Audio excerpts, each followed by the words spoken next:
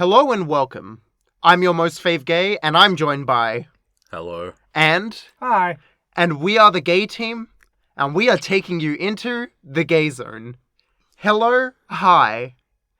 What did we cover this month? A bunch of shit. Yeah, we did. A whole gaggle of genderbender content. So much stuff, legitimately.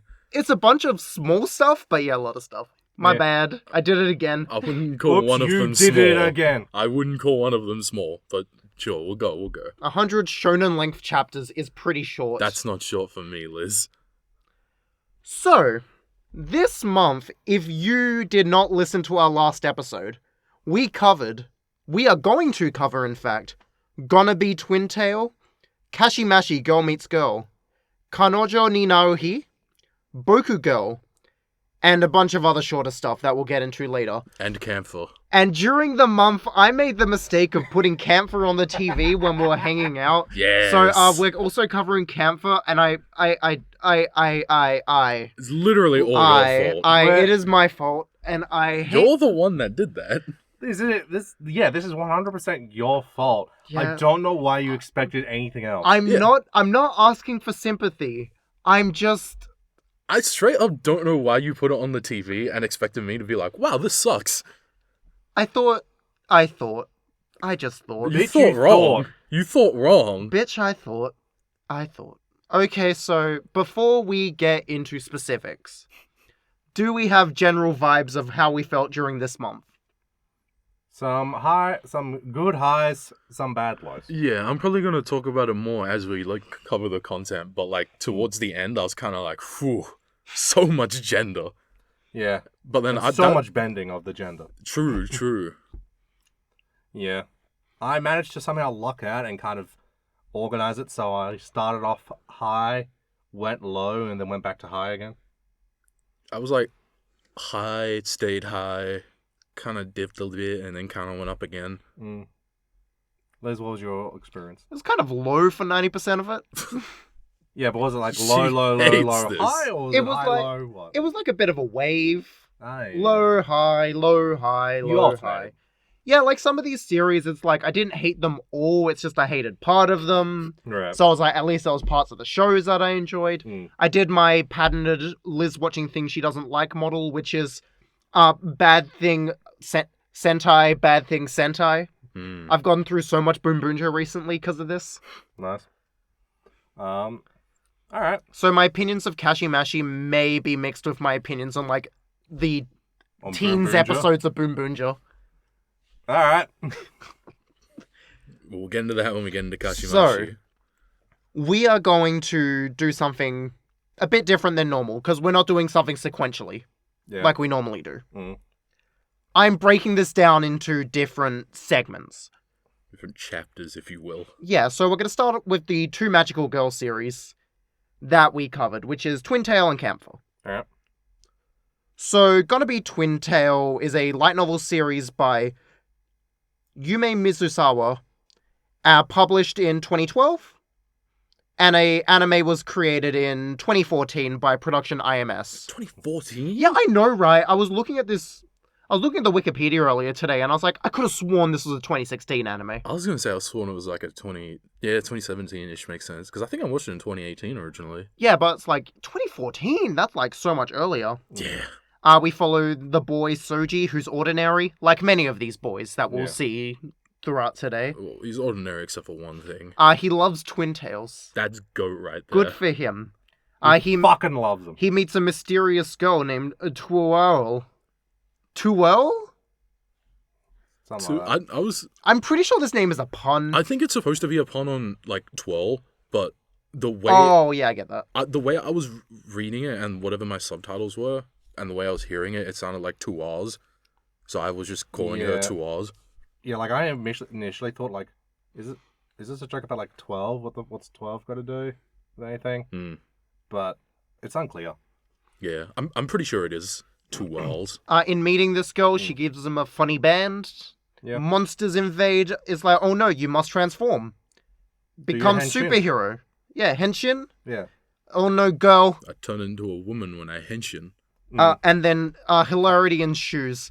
Like I say, this is a Magical Girl series. but it's definitely more of a tokusatsu / Precure mix. Yeah. Yeah. Like, this has Precure tropes in it, from what I understand. Yeah. And like, I mean, well, Precure's magical girl, so They checks out. They fully reference Precure as well. Yeah, and then you see a lot of the normal tokusatsu influences there. You got your team, you got your red, you got your monsters of the week, you got your kicks. You got your blue, you got your yellow. All the monsters have a theme. Which is like, this is like my big positive of the series. They have a theme, and they stick with it. I fucking love it. They don't bitch out. So, audience, if you haven't watched this series, which I do not recommend, That's worth a watch. the theme of the series is that your fetish is what powers you, Yeah. Yeah. and they commit. And I'm happy that they commit. Every single monster is like the embodiment of a different fetish. One of my notes is this is the only series I've watched so far. Because it's just like, no, they know exactly what this is. Mm. And this is just like an avenue to explore all these different fetishes and kinks. And yeah, it's like, are some of these jokes not funny? Yes. Are most of these jokes not funny? Yes. I was laughing. But like, the depth they go to commit to this bit is really strong. Yeah. Like when you fight the big boss man who was also really into twintails. And main guy's like, I respect you. Yeah, because you're just like me. His whole bit is like, my back has never been scratched because I'm waiting for a girl with twin tails to wash my back. Yeah. And then during the fight, the main character scratches his back and he's like, no! And then he gets his power up and he gets twin tails. Yeah. Yeah, like, that's strong. Yeah, like, is this show silly? Yes. Does it know that? Yes. Yes. Does it commit? Yes. And like, honestly, like, you know, you keep saying like, oh, it's very trashy. For me, that made this so much more enjoyable. Okay, no, This is a very fun series. Genuinely. I enjoyed the trash until we got to yellow. This was perfectly crafted for me. No, like, here's the thing. A lot of the trash I could deal with. And then we get to yellow where it's like, where do we throw our weird fetishes? To the youngest looking one. I do agree No, but she ages up though. And then the fetishes still hit when she's looking the youngest. Yeah, I do agree that yellow was kind of, ooh boy, that's not good. But like, We're in a curse of, Sure, of I respect yellows it. I don't like. First Itsuki, now this. I respect. One thing I do gotta say though, so for context, Yellow, one of her big things is like, masochism and like, you know, being a, basically a tank that loves getting hit, to which, while watching it, I'm like, when did Konosuba come out? I was about to think. I was gonna say that as well. Yeah, Konosuba came out, this was like, what was it? It was like June, July. Yeah, I should mention, this is a rewatch of Twin Tail for me. I saw this way back. Obviously not in 2014, I didn't know it came out then. But I must have watched it in like 2017, 2018 or something. I don't know if this was before or after I watched Konosuba. Yeah. But watching this back, I was like, this is darkness. Yeah, it's just darkness. It's just darkness. Konosuba came out like December of the same year, so it's like they're only separated by like 6 months. Wait, even the light novels? Damn. That's the dates of the light novels for both of them. The light novels for Twintail and Konosuba are 6 months apart. Oh, so like... Both just had the idea for a yellow that's a masochist. Yeah. Damn. I like our main guy. I like how main guy commits to the bit. Yeah. The genderbend elements in this series are kind of just like superficial until the end. Yeah, I mean, they're even, just like, kind of there. But it's like, The 12 like even says that. It's like, why am I a girl? Because that's hot. That's my fetish. Yeah, like- I like that. like I can. And it's like, all right, fine, pop off queen. I'm okay Yeah. with that because they're playing into this idea of like the secret identity, and that's there. This is kind of a lot like Dom Brothers in the sense My God. where Inoue has gone out and said that in Dom Brothers he wanted to play with the drama created through secret identity. You could have just talked about like, I don't know, superhero comics for the last 100 fucking years. You could have talked about like, but actually, you know what? Any superhero content for the last 100 years? You're playing this up like I didn't tell you I was going to bring this up. I didn't know this specifically is what you were going to bring up. I knew you were going to bring up Don Brothers. Yeah, so it's like they're playing into like this very secret identity brings drama. Yeah. And it's like not between characters, but between main character and wider world. And that's when we get our second person, the Blue. Yeah. I can't remember her name. She's fun. Her gag that she has no boob, I guess. Peak cinema. No, there's no peaks there.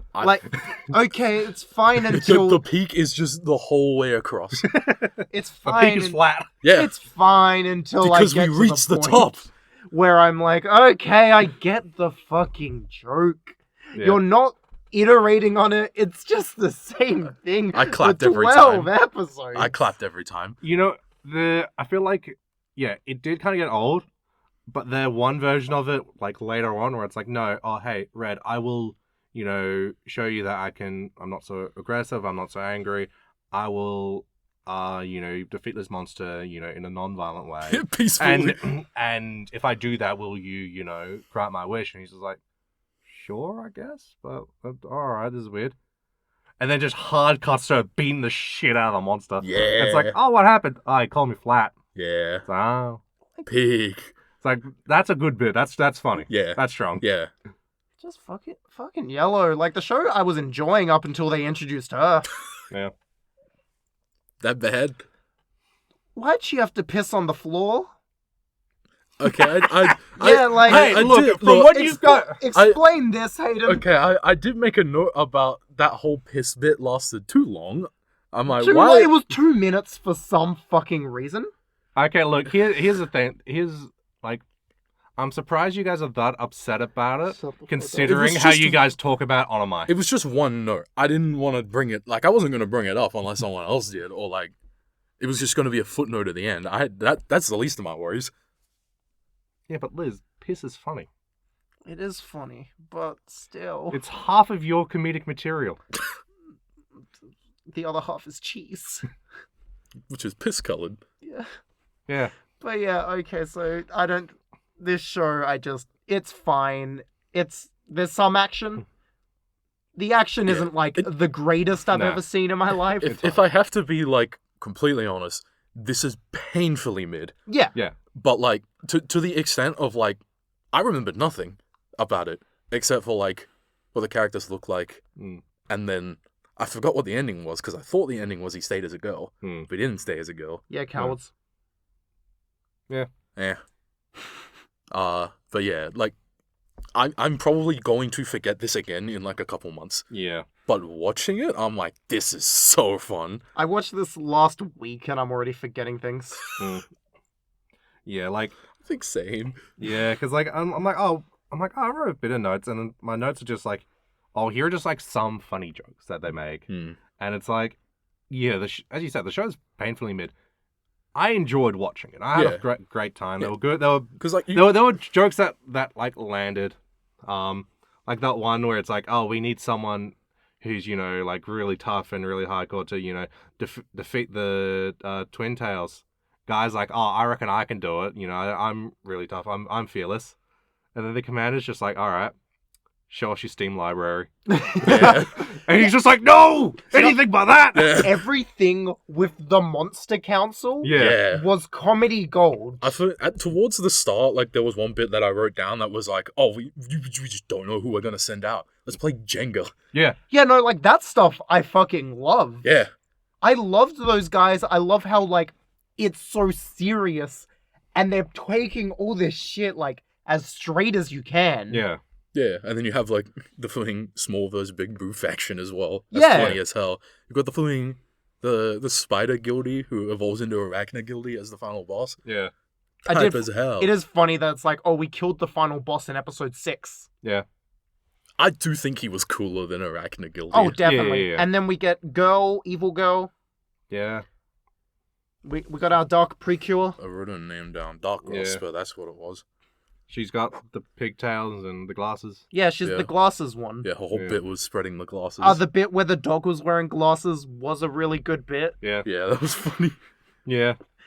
I also screenshot that. Yeah. And she's oh, I'm in love with Twirl. Oh, nah, that's odd news, Red. You're now my love. And Red's just fuck, what the hell's going on? And then she What is this kisses about? Red, and then Red gets fricked up. Yeah, he loses his power. Yeah, Red's love of twin tails wavers because he starts focusing on people's lips instead. He's like, oh no, I'm interested in girls.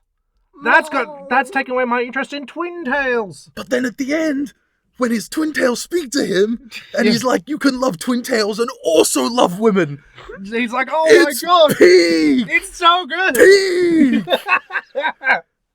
Do you know what else is peak? The fucking audio. Peak! Yeah, Genuinely. Like- So fun. it is. Yeah, it's as we said. This is one of the dumbest things. It is so strong because it commits, and like Yeah, it commits. I give it that. there's no character in this that isn't a joke character. Yeah. The mum is really funny. The mum's The funny. mum was Like, hilarious. I it's wish like, she had more. yeah, it's like, oh, you got like this other, you got your childhood friend. Oh, you got this other chick who's like into you. Fuck yeah! Like I've always one of my greatest dreams.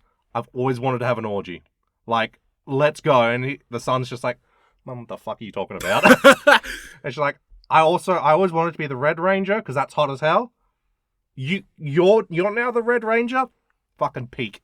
You do what me and your dad can never do. And he's just like, what? Okay, so this covers a overarching theme for a lot of these series. Other parents end up being the best parts of these shows. Yeah. I'll get into this. They're kind of the comedic peak of a lot of these shows. Mm-hmm. Yeah. I'm going to disagree with one of the series, but we'll get there.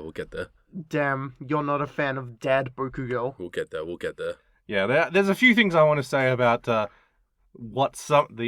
overarching theme with some of the parents. Yeah, I didn't... This wasn't intentional. I did not remember those parts of them, and I found it funny every time. Yeah. But yeah, turns out probably gonna forget about it in a year. Okay, But so I like... had fun. But it was kind of peak. But with the theme of the episode, the important part is the last 2 episodes. Yeah. Because we're like, oh... Oh no, I lose fight because I don't like twin tails. I like women. Yeah, he loses his belief in twin tails, and he's blaming the twin tails themselves. And then he gets turned into a woman with twin tails. No, with hair, and then does twin tails. She wakes up with the twin tails already on. Yeah. Yeah. And then it's like, you have to learn how to love twin tails as woman. You need to understand the difficulties. That is, living as a woman, as we're wearing twin tails. Yeah. How important and difficult it is. Yeah. Yeah. Those 2 episodes are probably the best part of the show. I liked Arachna Guilty.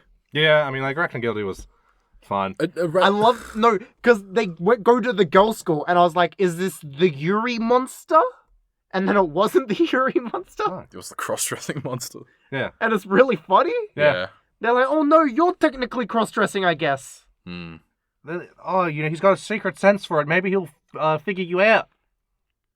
You got no tits. You must be a boy. Yeah.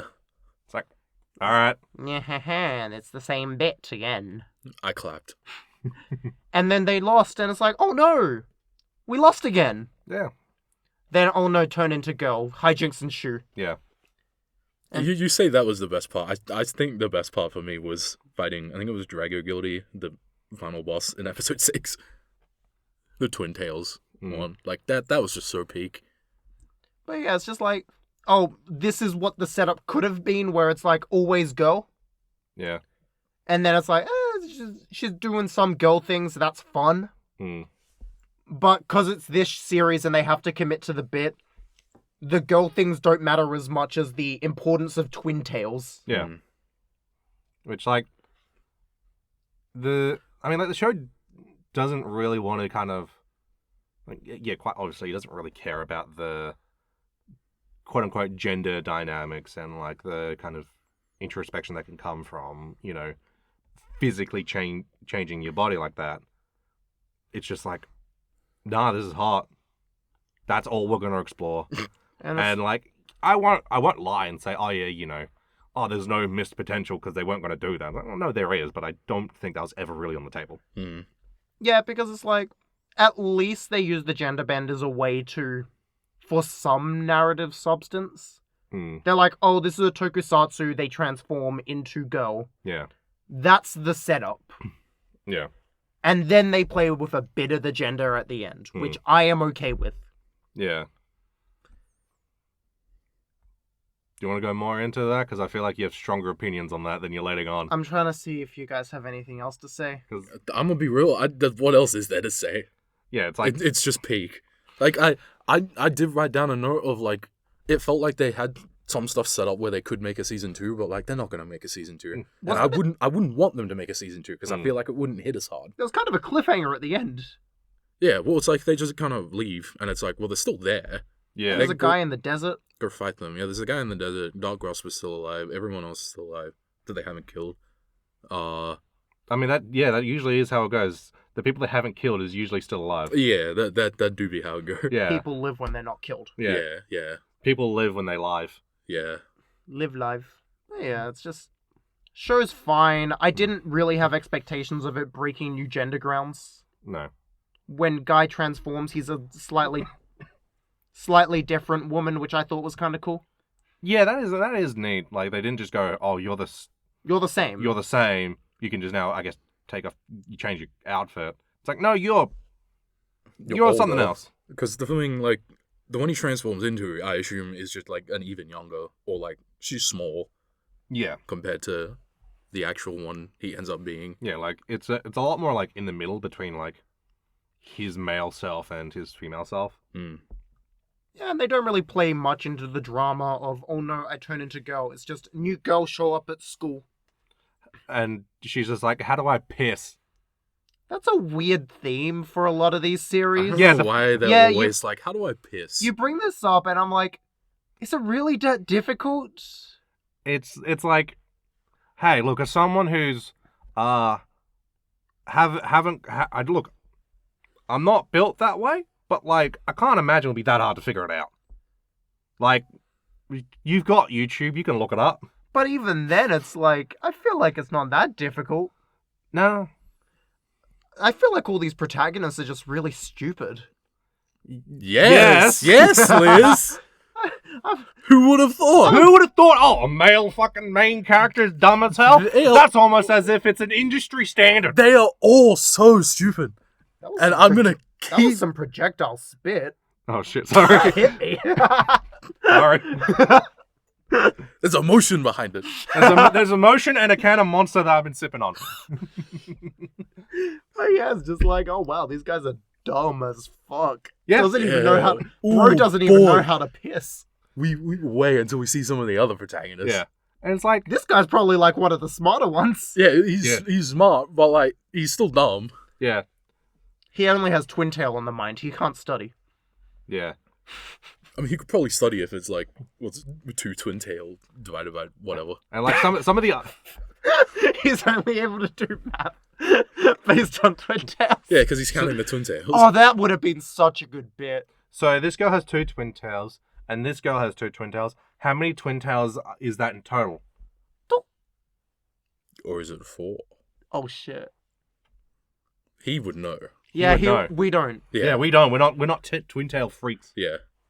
Although I will say, I think this started like me on a path of like, I feel like whenever I like consume a media and there is a girl with twintails, they end up being either my most favorite or one of my most favorites. Very consistently.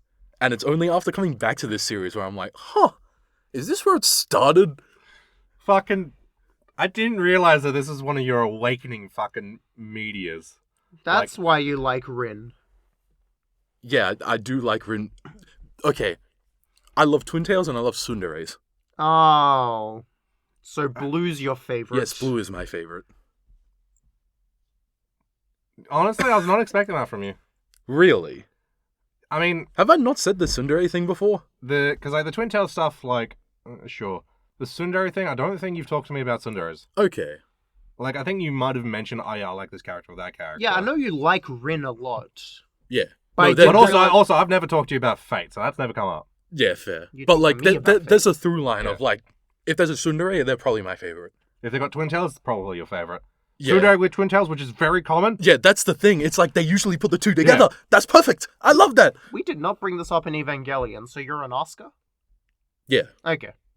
I thought I said that. No, I think we did bring We it up, did? and you said, I think you probably did say it. Yeah. It's just, I think I then just went into a bit about like how, oh yeah, no, all these are bad pics.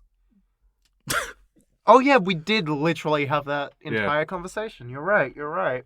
Yeah. Evangelion episode out this weekend. Whoa. Yeah, this weekend. At time of recording. By the time you're listening to this episode, it should already be up, and you should have already listened to it. If not, go listen to it. And if it's not out, I wonder what happened. I wonder how that happened. Rip Calum. Rip Calum, you were a real one. None of us could have been fucked to edit it. Yeah, like, look, you're the last one touch it. We're going to keep that as yours. So out of respect, we're not going to edit it. Rip in peace. Anyway, back to Twintail. Back to Twintail. Yeah, every episode had the same plot. We have slice of life, monster come, oh no, we lose to monster. More slice of life, we have friendship, beat monster. It's a classic formula.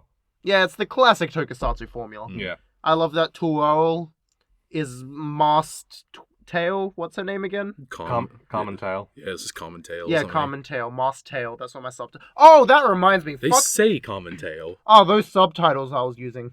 I didn't realize that the first one down the list was the bad one. Which one were you listening to? Was it Kami? Yeah. I think so. Yeah, it was Kami. Kami wasn't good. No. Okay. Whatever one I downloaded had both Kami and another one. Yeah, same. It defaulted to the other one. Same. But some episodes didn't work. The way Plex works is I had to just select it on a list every time, so... Yeah, for me, like, sometimes it, like, it wouldn't work. Like, some sentences just wouldn't come up, and so I'd have to change it. That's what it was for me, Yeah. but then towards the end, there were whole episodes that just wouldn't work. Oh, really? So I would, like, there were 2 episodes towards the end where I had to just watch them all with the Kami subs. Oh, okay. And, like, you know Dark Grasper's robot? Yeah. They'd, like, completely changed the way they speak. Oh. Like, Oh, yeah. written out. Yeah, I do remember seeing that. I don't remember what... Yeah, because, like, I think it's, like, in the subs we were watching, like, they kind of just talked, like... It was, like, normal. Normal? But then on the Kami subs, it was, like, some thick accent. Yeah. Yeah. Yeah, those subs weren't great. Yeah, they weren't great. They said Power Rangers, Yeah. and that's, like, when I posted the screenshot of, like, wow, these subs fucking suck. Bro wouldn't say this. Yeah. Because also, like, even in, like, the show, I don't think you hear the word Super Sentai. I think Toei would shoot them if they did that. Yeah. Because, let me put my kimono on. I mean, there were a bunch of times on the Kami subs where I'm hearing stuff, and then I'm reading stuff, and I'm like, these aren't lining up. There's something wrong here. Yeah.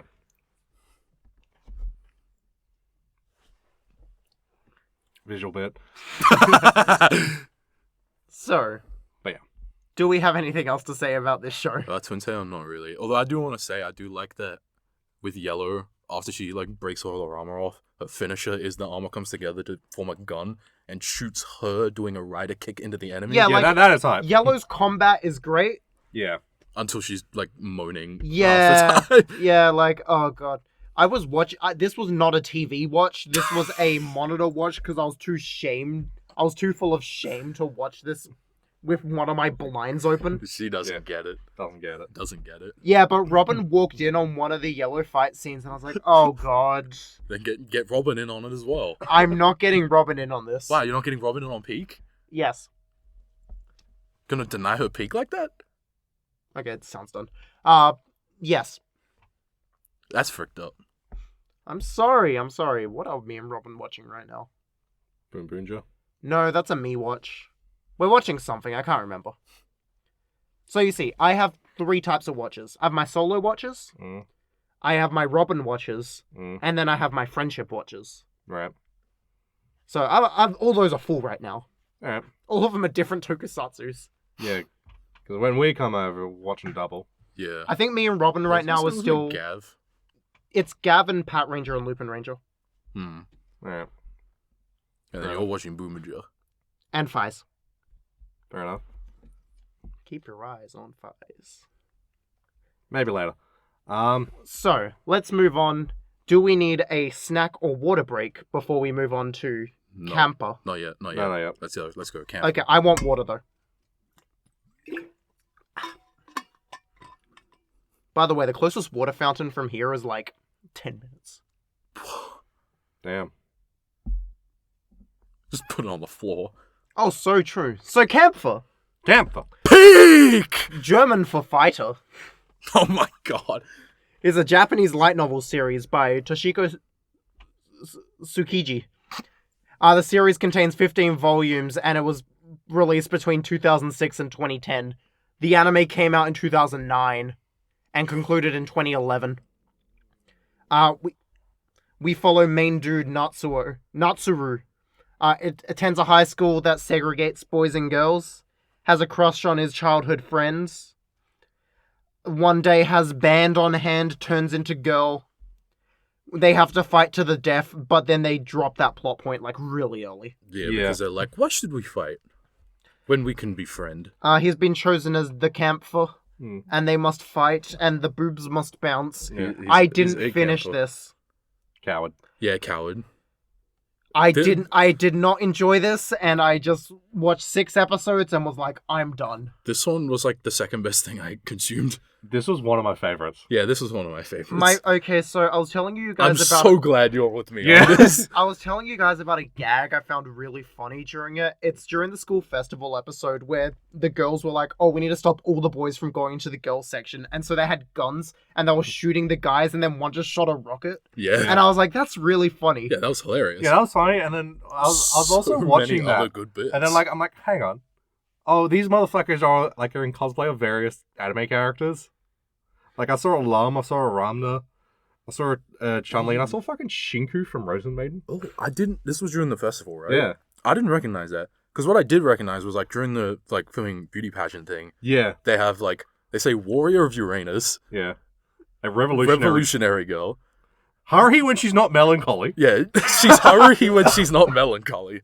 So stupid. Like, the school festival episode was probably the favorite thing I watched. Yeah, then, when the student, council president comes out dressed as fucking Lelouch. And I was like, very similar to him. I was like, yeah, that is around the time Code Geass Mania went off. Yeah.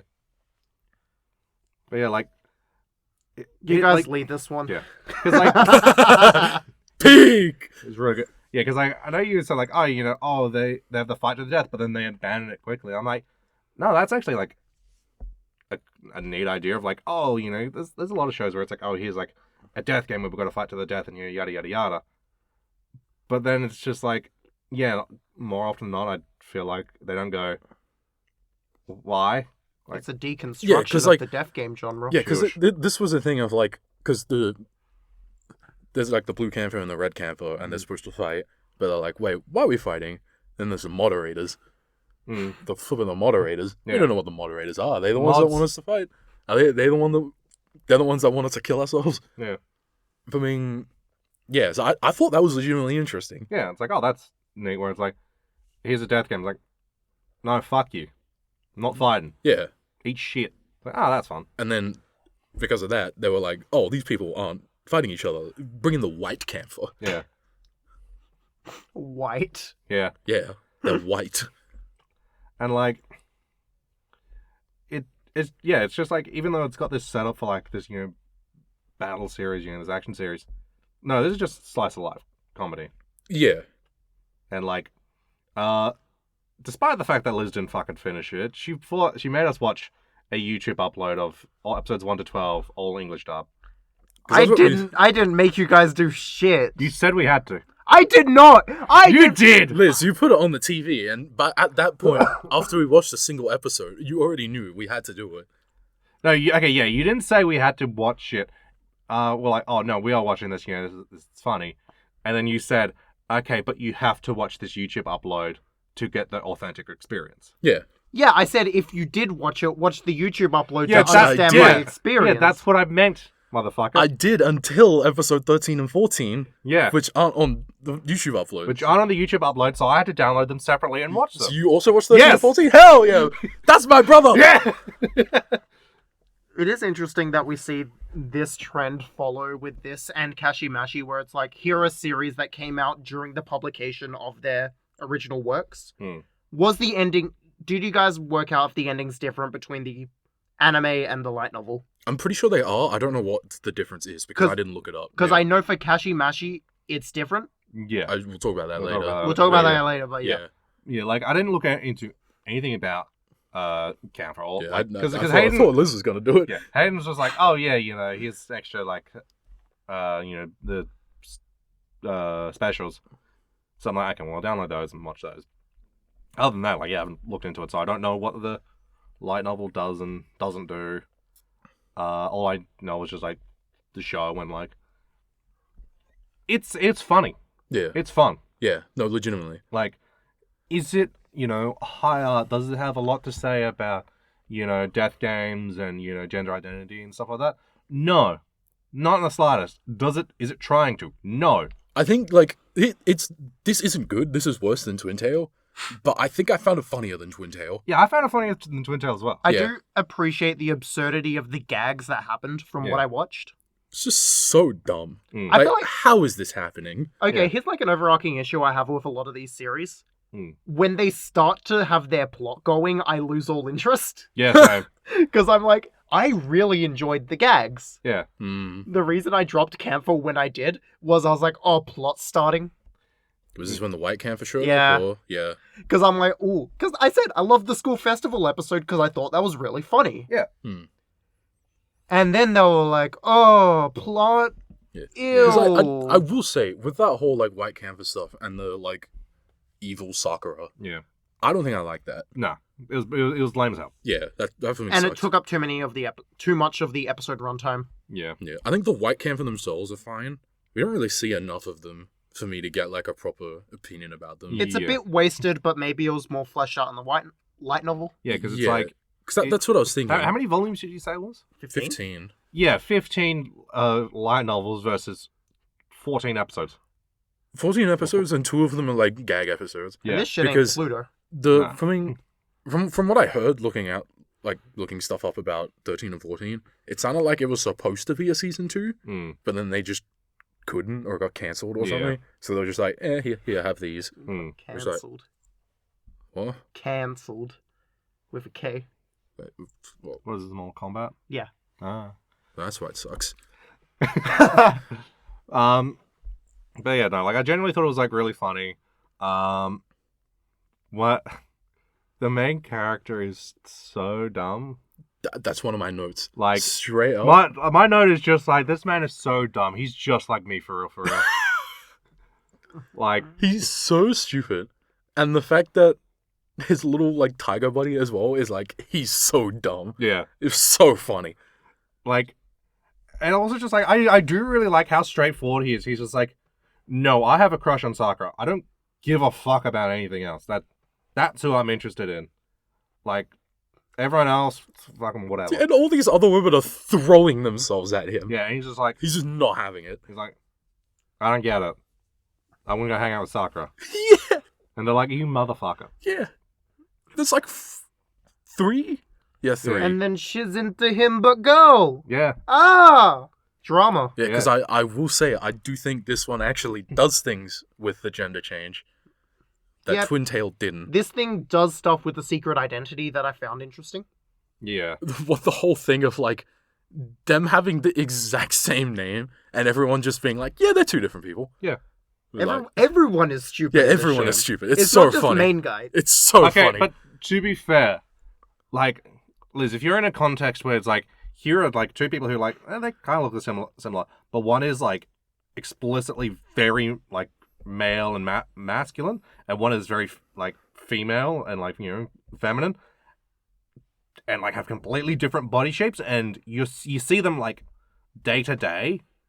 Would you actually think they're the same person? Oh, definitely not, but I'm also like, ooh, anime blue hair. Yeah, I was going to say they're both blue.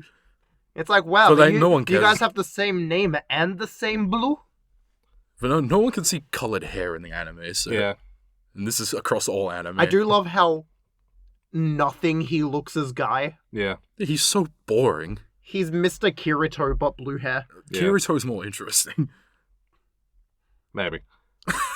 I do gotta say, with this and Twintail, I do respect them for not being depressing magical girl series. Yeah. How were they supposed to be depressing? No, because I'm just like, I'm burnt out by the If- post-Madoka malaise of the magical girl genre. If they were depressing, it would be boring as hell. Yeah. And also, Camphor was before Madoka, wasn't Yeah, it? I know, but Twintail was at the same time, and they're from the same lineage. Yeah. Okay. So yeah, like Camphor is incredibly dumb. I love it. I wish Cinema. there was less plot, Yeah, same. because Like, then this would just be the same thing as Dom Brothers, but more ecchi. Because I do think the episode 14 gag episode was, like, legitimately funny. The episode 12 gag episode wasn't that funny. which one was 12? 12 was the one where the doll's body swap. Ah, right, yeah. That one wasn't as good. That one was just like, that's it? That's the last episode? Yeah. Especially because it's like, like, you don't get as much of the dolls as, you know, the main characters, but so it's like, them having more screen time. But the dolls aren't as fun of characters as the main cast. So it's just like, yeah, I would have much rather just seen the main characters kind of get thrown into these situations. The dolls are funny. I do legitimately enjoy them. Yeah. But it was just very specifically, the structure of this episode was like, go to place. They're like, well, that's not true. Hang on, they've got animal ears and a fit that they wouldn't wear, and their voice sounds different. And then shenanigans. And then at the end, they're like, it's the best thing ever to be alive. Yeah. And then they do that like 5 times, and I'm like, I'm bored of this. Yeah. And you put this at the end? Yeah. Hype This moments sucks. and aura. Yeah. So I'm going to assume that the shy girl who turns into Gun Girl's your favorite? How did you know? Who's my favorite?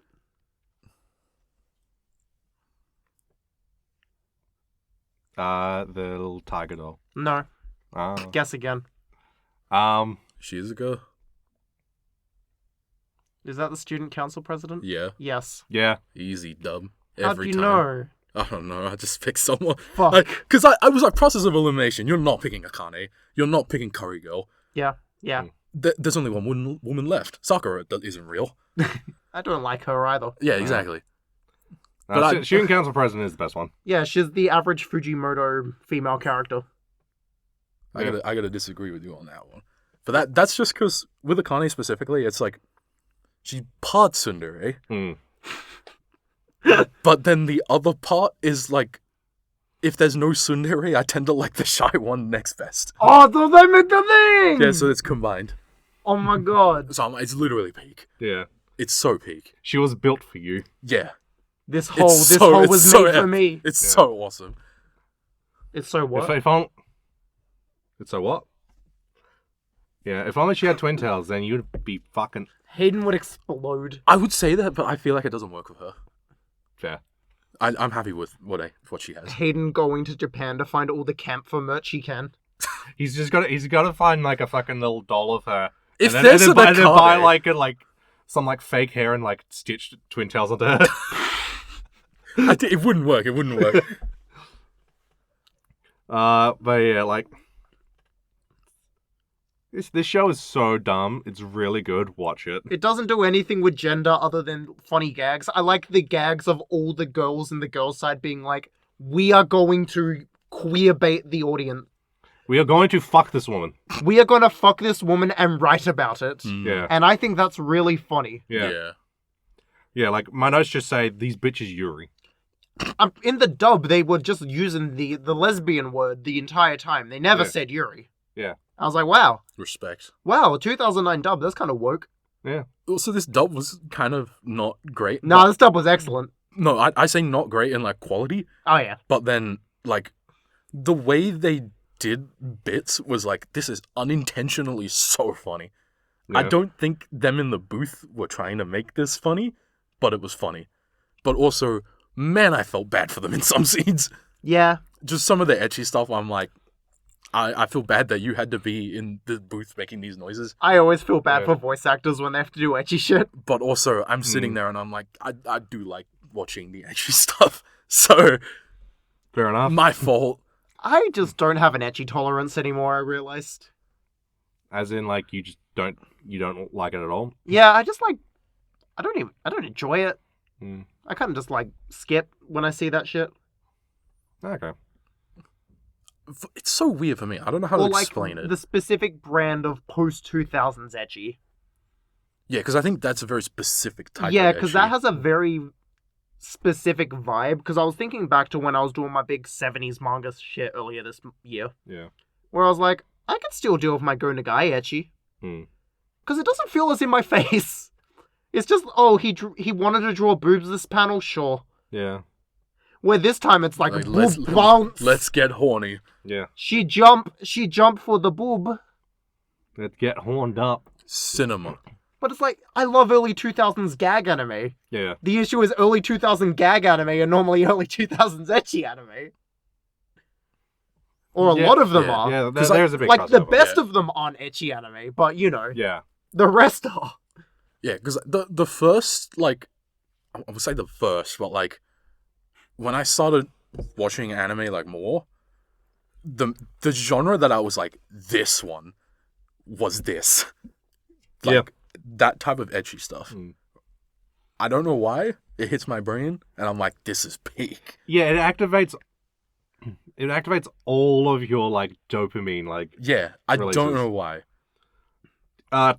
Yeah, no, I know why. It's hype moments and aura, which is, like, that activates, like... Okay, but like... A version of dopamine, because it's like, oh, you know, excitement and all that kind of stuff. And then also titty. That's what it is. That is the most basic human, like... Yeah. Straight man, like, dopamine release. Yeah, I get it. For High School DxD. That is peak. Yeah. But like for other things, where it's like not as... It's not High School DxD. No. Wait for the episode. We are doing a High School DxD episode.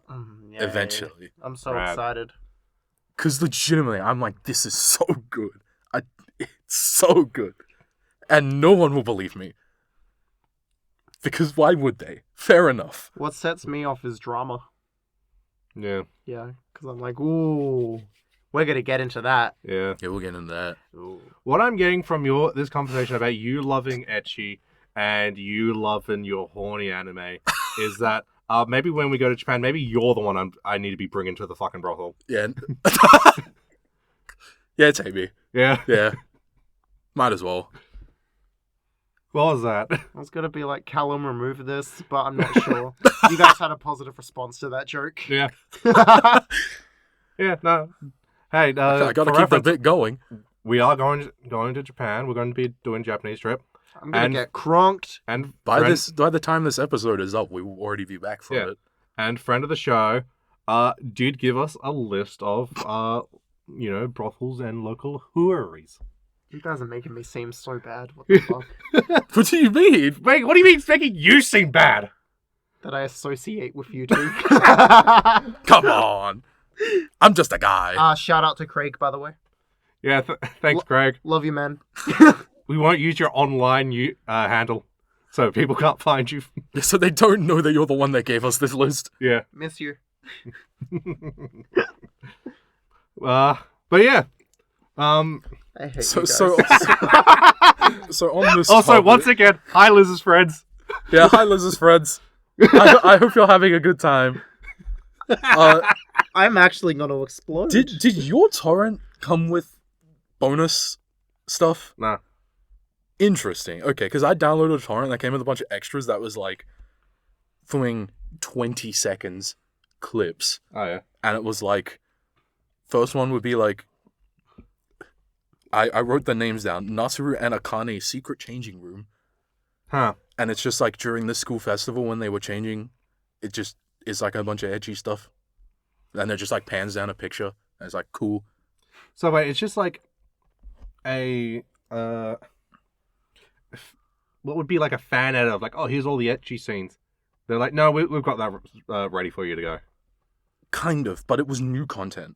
We didn't see it in the anime, unless they cut it from the YouTube thing. Because it was that. Then there was also another one called Shizuka Shower, which was also new.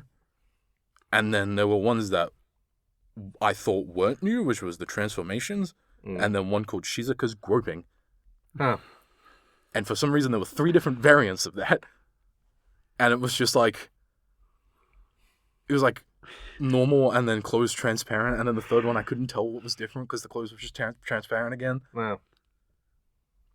Alright. So yeah, I don't know why it came with this, but I was like, sure, I'll watch all of it and see what it is. Alright. Fair enough. It wasn't really anything. Yeah, no, doesn't sound like it. Mm. But yeah, camp are good. Camp are good. Camp are fine. For some reason, when I was watching the anime, I was like, I feel like I've seen this eviscerated tiger guy before. Yeah. No clue where I would have seen it, unless I somehow stumbled into Camphor itself. You might have. Like, you might have just, like, seen people post a picture of him online and whatnot. Maybe. Mm. Because, like, specifically Eviscerated Tiger, the bunny, I feel like I'd also seen before, but the other two I didn't think I'd seen before. No? Yeah. Definitely not the dog. The, like, fluffy, spiky, I don't know what animal it is. Cat? Yeah, I think it's cat, yeah. I don't think I've seen them either. No.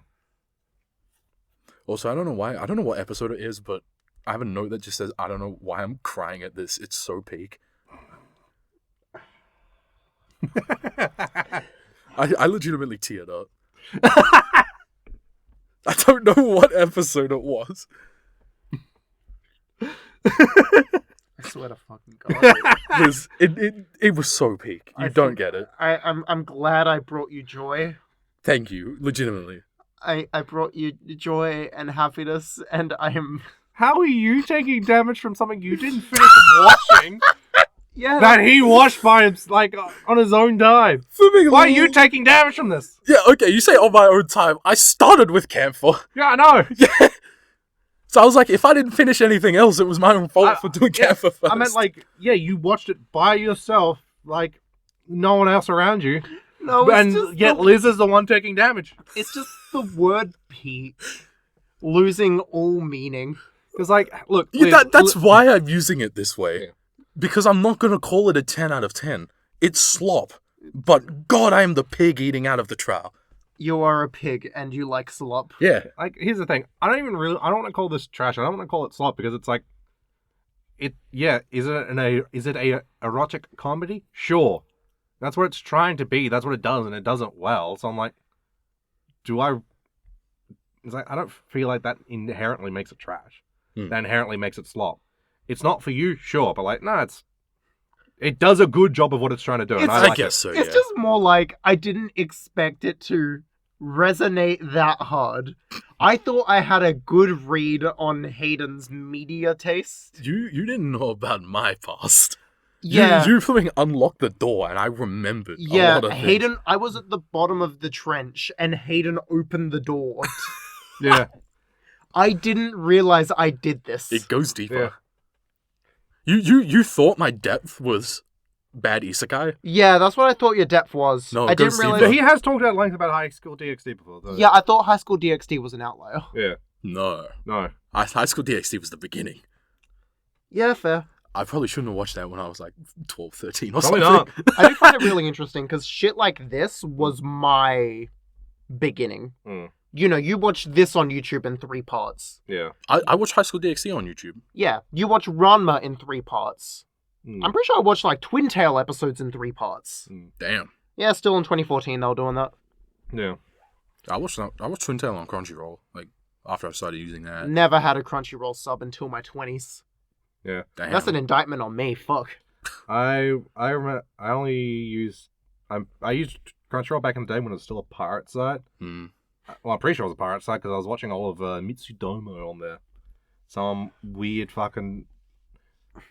Honestly, like a comedy anime that I'm like, I don't really know if I should be mentioning that I watched that. Because I'm like, I don't remember it well enough, and I'm like, oh, there might be some shit in there that I forget.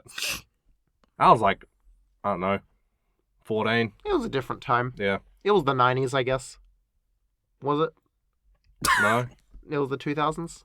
No, like the series, when the series came out, not... Hey, guess what? I'm looking up this show for the first time in, like, 15 fucking years. If it's the 90s, packets. No, it's... I want to see the picture as well, because I don't know what this is.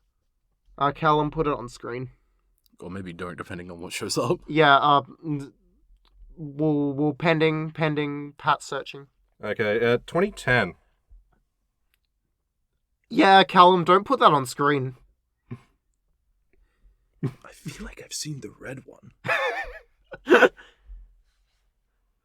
Like, that has a kind of fun art style, but I can see where it would go. That is dangerous. Yeah. Yeah, that's why I'm like, oh yeah, I can't remember. Then I'm like, Because hang on, there might be context and implications that I'm forgetting about. Because that art style looks like it could just be a gag anime.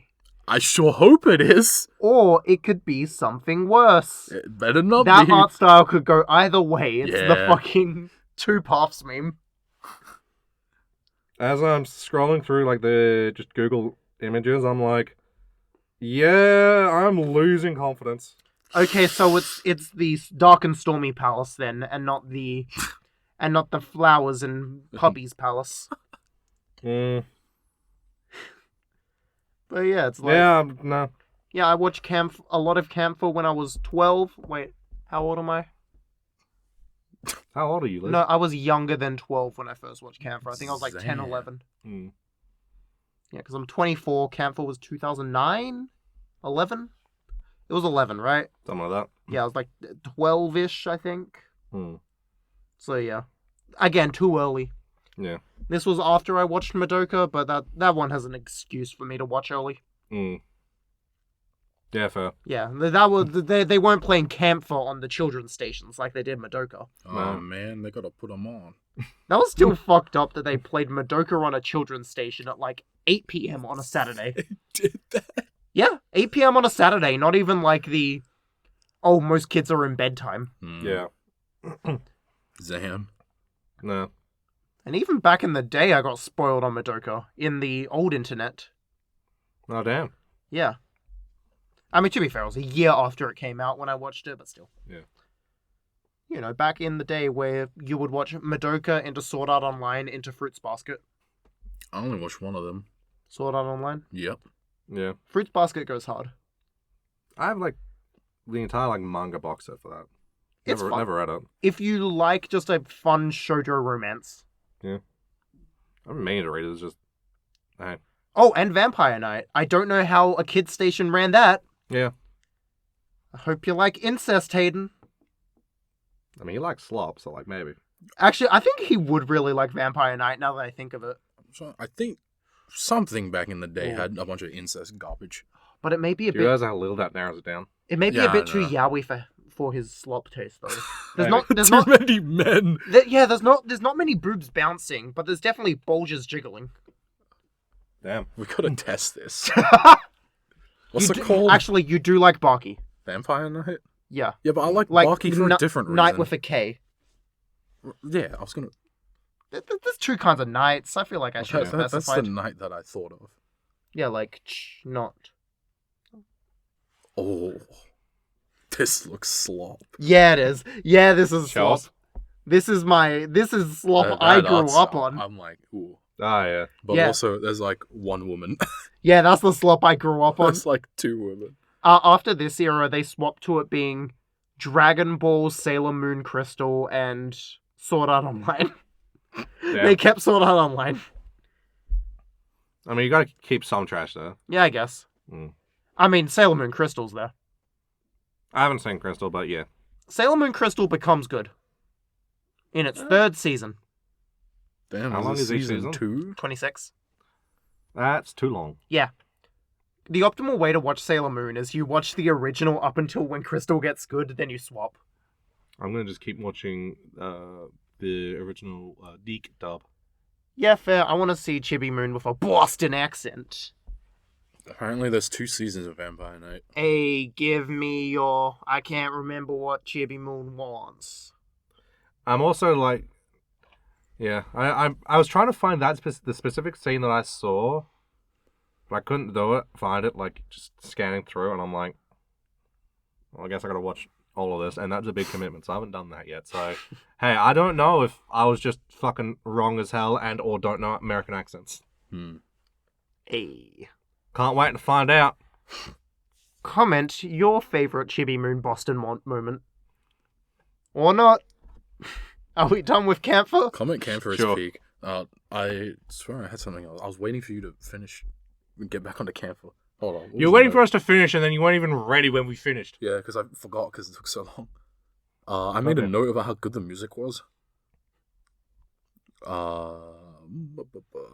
Trying to remember the music at all. Yeah, Okay, like- it was literally just in episode 2, just like they were fighting, and then like there was like a bit of downtime, and then the music like kind of cuts out, and then like Yeah, that's hype. and then like the drums start coming in, and then like they start picking up the fighting in, and then everything else comes in. I was like, that's peak cinema. No.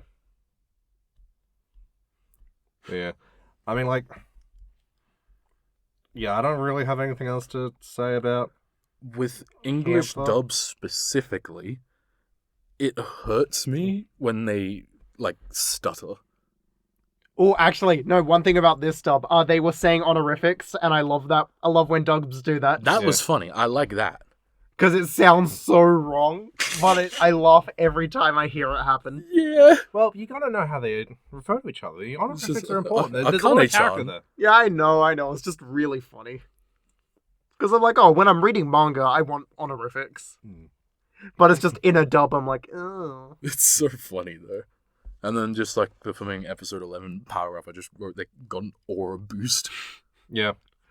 Because they started having a colored light around them, and then their clothes just ripped for no reason. I'm like, cool. Yeah. I'll take that. Like that's a High School DxD thing. Sure. I'll take your word on that. Yeah, except all the clothes just fully come off sometimes. Hayden loves Yeah, that. I feel like that's someone inheriting the modern day will of Go Nagai. I feel like the modern day will of Go Nagai has been picked up by Fujimoto, though. The modern day will of Devilman has been picked up by Fujimoto. But like, don't forget that Go Nagai is the man who's like, oh, Cutie Honey's on a later time slot? Okay, well, when she transforms, she gets her tits out. Yeah. Don't forget that is that man. That spirit of him, and also the spirit of the man who invented the ecchi genre. He invented it? He was the one who was pushing boundaries that allowed. I mean, remember when we were reading Devilman and there were just boobs? No, I forgot. I was looking at the Devils. Yeah. The Devils had the boobs out. Well, yeah. I was looking at like I don't know. I The Devil Man. Yeah. Not the Devil Woman. I don't know. I was like, this is old. Yeah. But yeah, so like basically he was like, he had an ecchi comedy manga that he was doing, and like he kept escalating it, and they kept getting yelled at, and he's like, no, fuck you. And he kept just pushing boundaries. Go. And then they eventually was just like, well, if he can do it, why not everyone else? And Go Nagai, the man who created the modern shonen genre, made mecha what it is now. Also creator of boobs. Yeah. Creator of boobs. The man created the tit. The tit in manga. That's goat. Yeah. I'm done with Canfield. Yeah, fair. Okay, Are we doing Kashimashi next? We're doing Kashimashi Okay, I would like next. to take a small break then. Okay. This is the card. So now that we're done with the magical girl stuff, we're doing the rest of the stuff, which kind of all fits a similar, more rom-com theme. Yeah. Which we are starting with Kashimashi, Girl Meets Girl. A Japanese Yuri manga series written by Satoru Akahori. It was serialized in Dengeki Daioh between July 2004 and May 2007. I did not put down when the anime came out, but it came out between those years. Yeah. We focus on Hazumu, a normal effeminate high school boy who was killed by a spaceship. Oopsie. And brought him back as a girl. And then, oh no, 2 girls like him. Oh no, whatever shall he do? Hijinks ensue. Mm. So what did we think of Kashimashi, Girl Meets Gal? This was my favorite. I really enjoyed this. I also read the manga for it. I much prefer the manga. The anime, I have a lot of problems with. I think, okay, so I was talking to other Robin about this. I think from what I know about the manga, I would enjoy it a lot more. Because here's how I've described this series to people. This is an 8 out of 10 gag anime, stapled to a 5 out of 10 rom-com. Or romance anime. Yeah, because I felt... Really? My least favorite part of Kashimashi was the last 3 episodes where all the gag characters disappeared. Yeah, because, like... Damn. The main reason why I read the manga as well is because, like, I'd read part of the manga back in the day, and I had the first omnibus, which covers, like, the first half of the manga. The big boss. Yeah. The old boss. And I'm like, I remember it more as like a kind of comedy series. And the anime, I'm like, from the first few episodes, I'm like, this is just... Sure, there's gags in it, but like this is predominantly a romance anime. Yeah. And The romance is fine. romance is fine, but like I just don't care for it. Like, none of the girls really stand out to me as fun. I enjoy the gags so much. Like, the teacher that falls into holes, that's like, every time she shows up, I'm like, ooh, I'm gonna get a good laugh. That was alright. I like the falling. The dad? The parents were fun. Yeah, The mum? They were hilarious. Yeah, the alien? No, I let me speak, Liz. I love them. I loved the gags. Yeah. Specifically, the teacher was like my least favorite one of like the falling in holes. That's funny. I wish he fell into more holes. I don't like the way those characters speak. Like, for some reason, it just is like my brain no likey. Don't know why. Yeah, like I'll admit, because she just had like, okay, she's on screen. It's like, okay, she's gonna say the exact same opening line. Something's gonna happen, and then she's gonna fall in hole. It's the exact same joke every single time. So like, I did get tired of it. I was very much clapping every time that happened. It's kind of like, you know, in Twintail, they keep making you in the flat chest jokes. Yeah. It's the exact same joke over and over. It's like, look. I just find physical comedy way more funny than flat chest. Sure. Okay, I liked it when she like fell out of the building. That was funny. And like everyone's just like, oh fuck, not again. The first time it happened is so funny because it's just like, oh yeah, he dug a hole that he's gonna fill in later, and she just fell in. I was like, and like later on, I think you do see like, oh yeah, they did plant the tree. Yeah. So it's like, oh yeah, no, they did do it. They followed up on it. And the dad wants to be a perv on the daughter. And I can't remember what the mum's gag is, but she was funny. The mum's like also like, oh yeah, you know, the dad. I've got a daughter. Oh, I always wanted a daughter. Yeah, I'm gonna put you in this cute dress. I'm gonna beat the shit out of my husband because he's a sex creep. pest. And then you got best friend guy, a running trope that we're gonna see in the rest of these series. There's best friend man. I feel bad for him. I feel very bad for him. Asta gets sidelined. Yeah, because I posted the meme where I was like, average Asta subplot, and it's the guy drinking the bleach. I'm like, Because like, oh yeah, sure, he has the thing of like, overreading every interaction. Oh, you know, they may be in love with me, which is also gets old very, very quick because they do it so fucking much. But it's also just like, oh, here is my best friend. We are really close. We're very good friends. And then he my boy got dumped. Look, I'm gonna do him a favor. I'm gonna give him a bunch of pornos. That'll cheer him up. And then just like, oh, cool, I lost my best friend because like I now am not allowed to hang out with them anymore because girl. Yeah.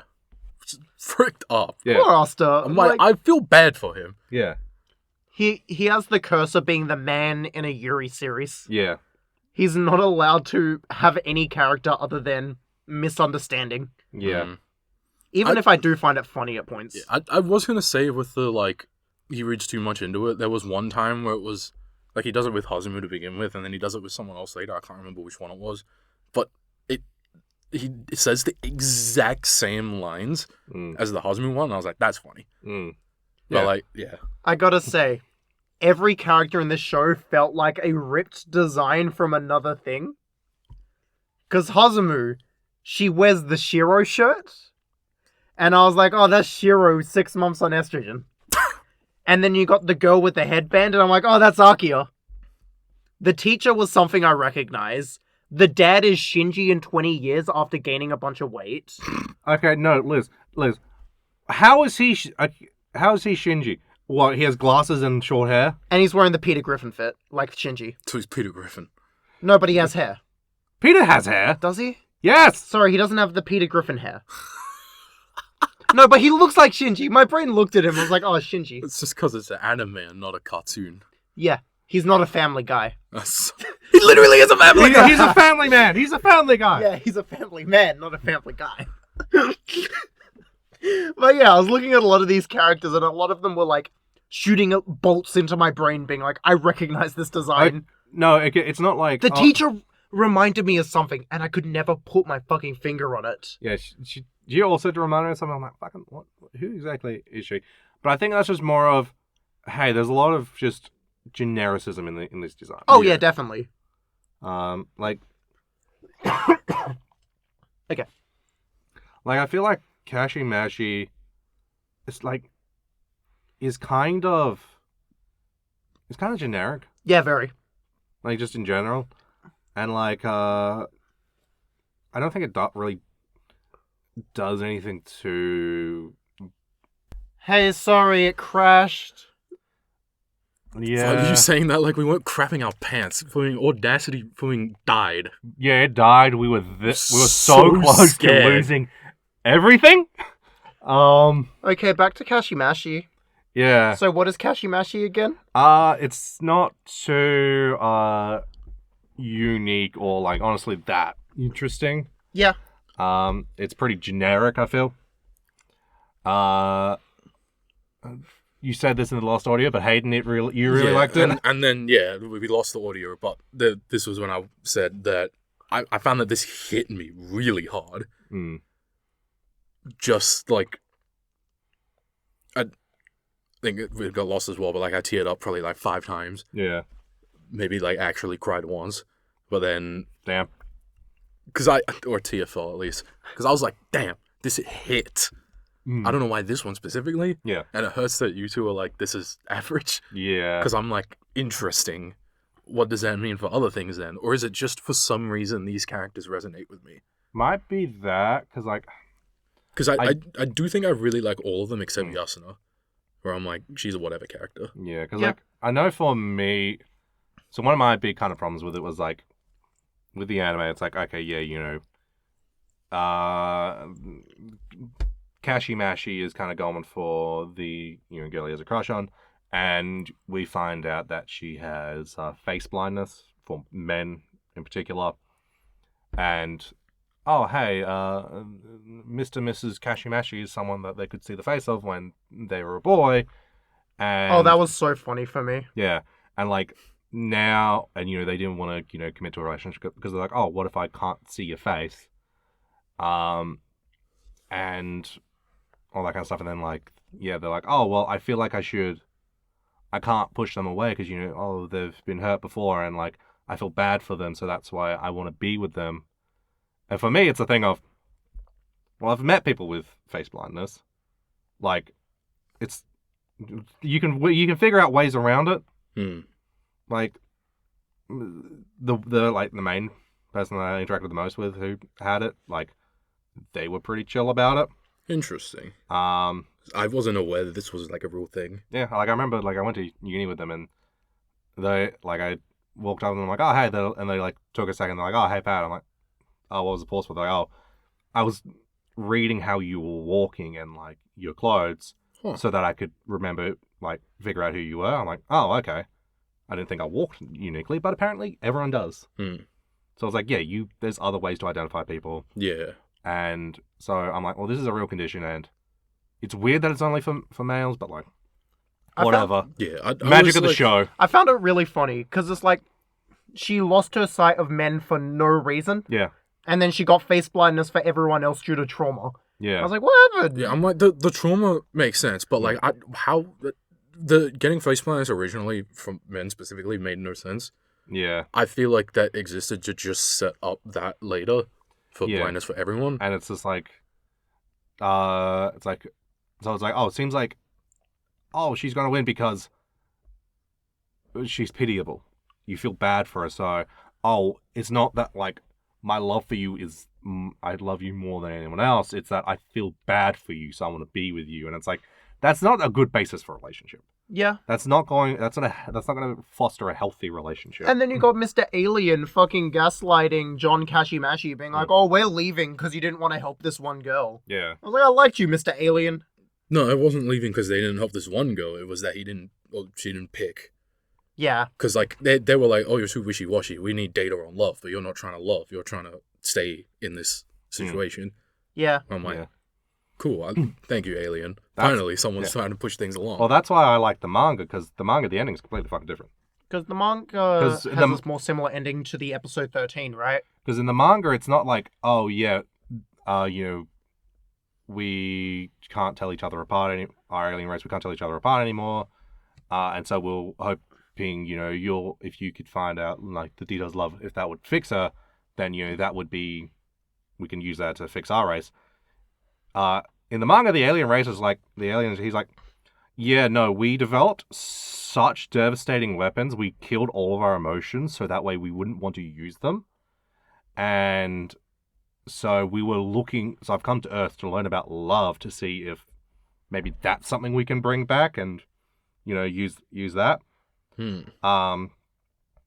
But, like, hey, you've only got a month to live, so, like, seems like it's not going to happen. And John Kashimashi was like, what? And it's like, oh, yeah, no, in bringing you back, we just extended your life a bit, but, like, your luck is going to run out in a month. You're going to die. Huh. And they're like, oh, fuck. All right. So the final arc is just them doing, like, kind of a goodbye tour. And all the friends find out about it. And it's like, oh, there is a way to extend their life by, like... I forget the name of it, but it's basically like, oh, you're, like, your time on the clock. You can, like, you can share yours with John Kashimashi.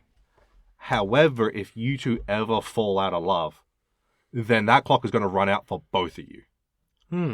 That sounds so much better. What the fuck? And so then, like, it's kind of like building up of them going, we don't want them to die, but what can we do? All that kind of stuff. Having all that drama and trauma, and, like, the childhood friend is, like, not wanting to see John Kashimashi because they're like, I can't deal with it. But at the same time, if I keep doing this, then I'm not going to be able to see them ever again. And so then they, like, are going to basically do their final goodbyes on the roof.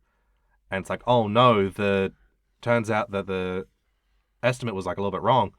On the roof is where John Kashimashi is going to die. Oh, shit! And, like, while on the roof, like, they're, like, leaning against, like, the fence.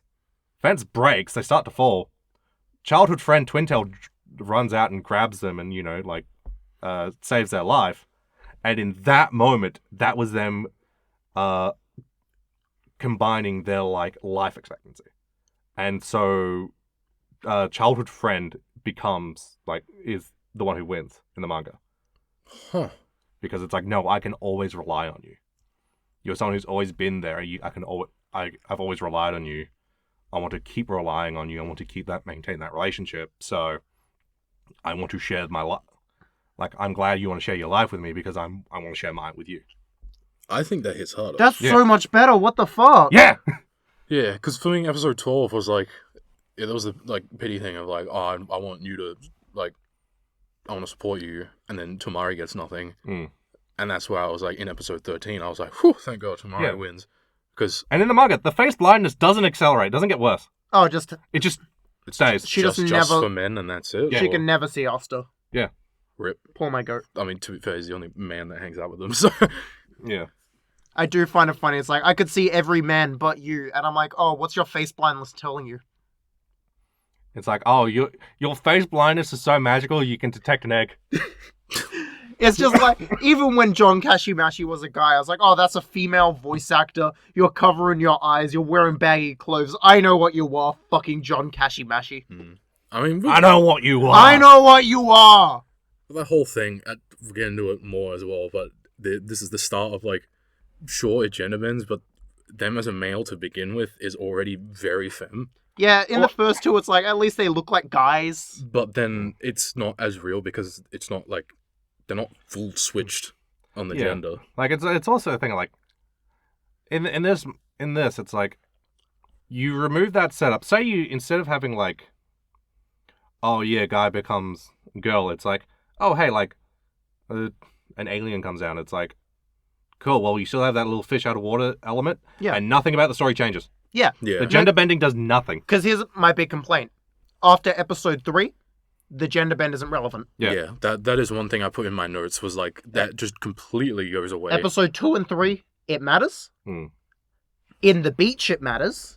And that's it. Because this was one thing I was going to get into, like, at some point as well, of, like, this was one where I was like, thank God, finally the protagonist is accepting what's happening to them.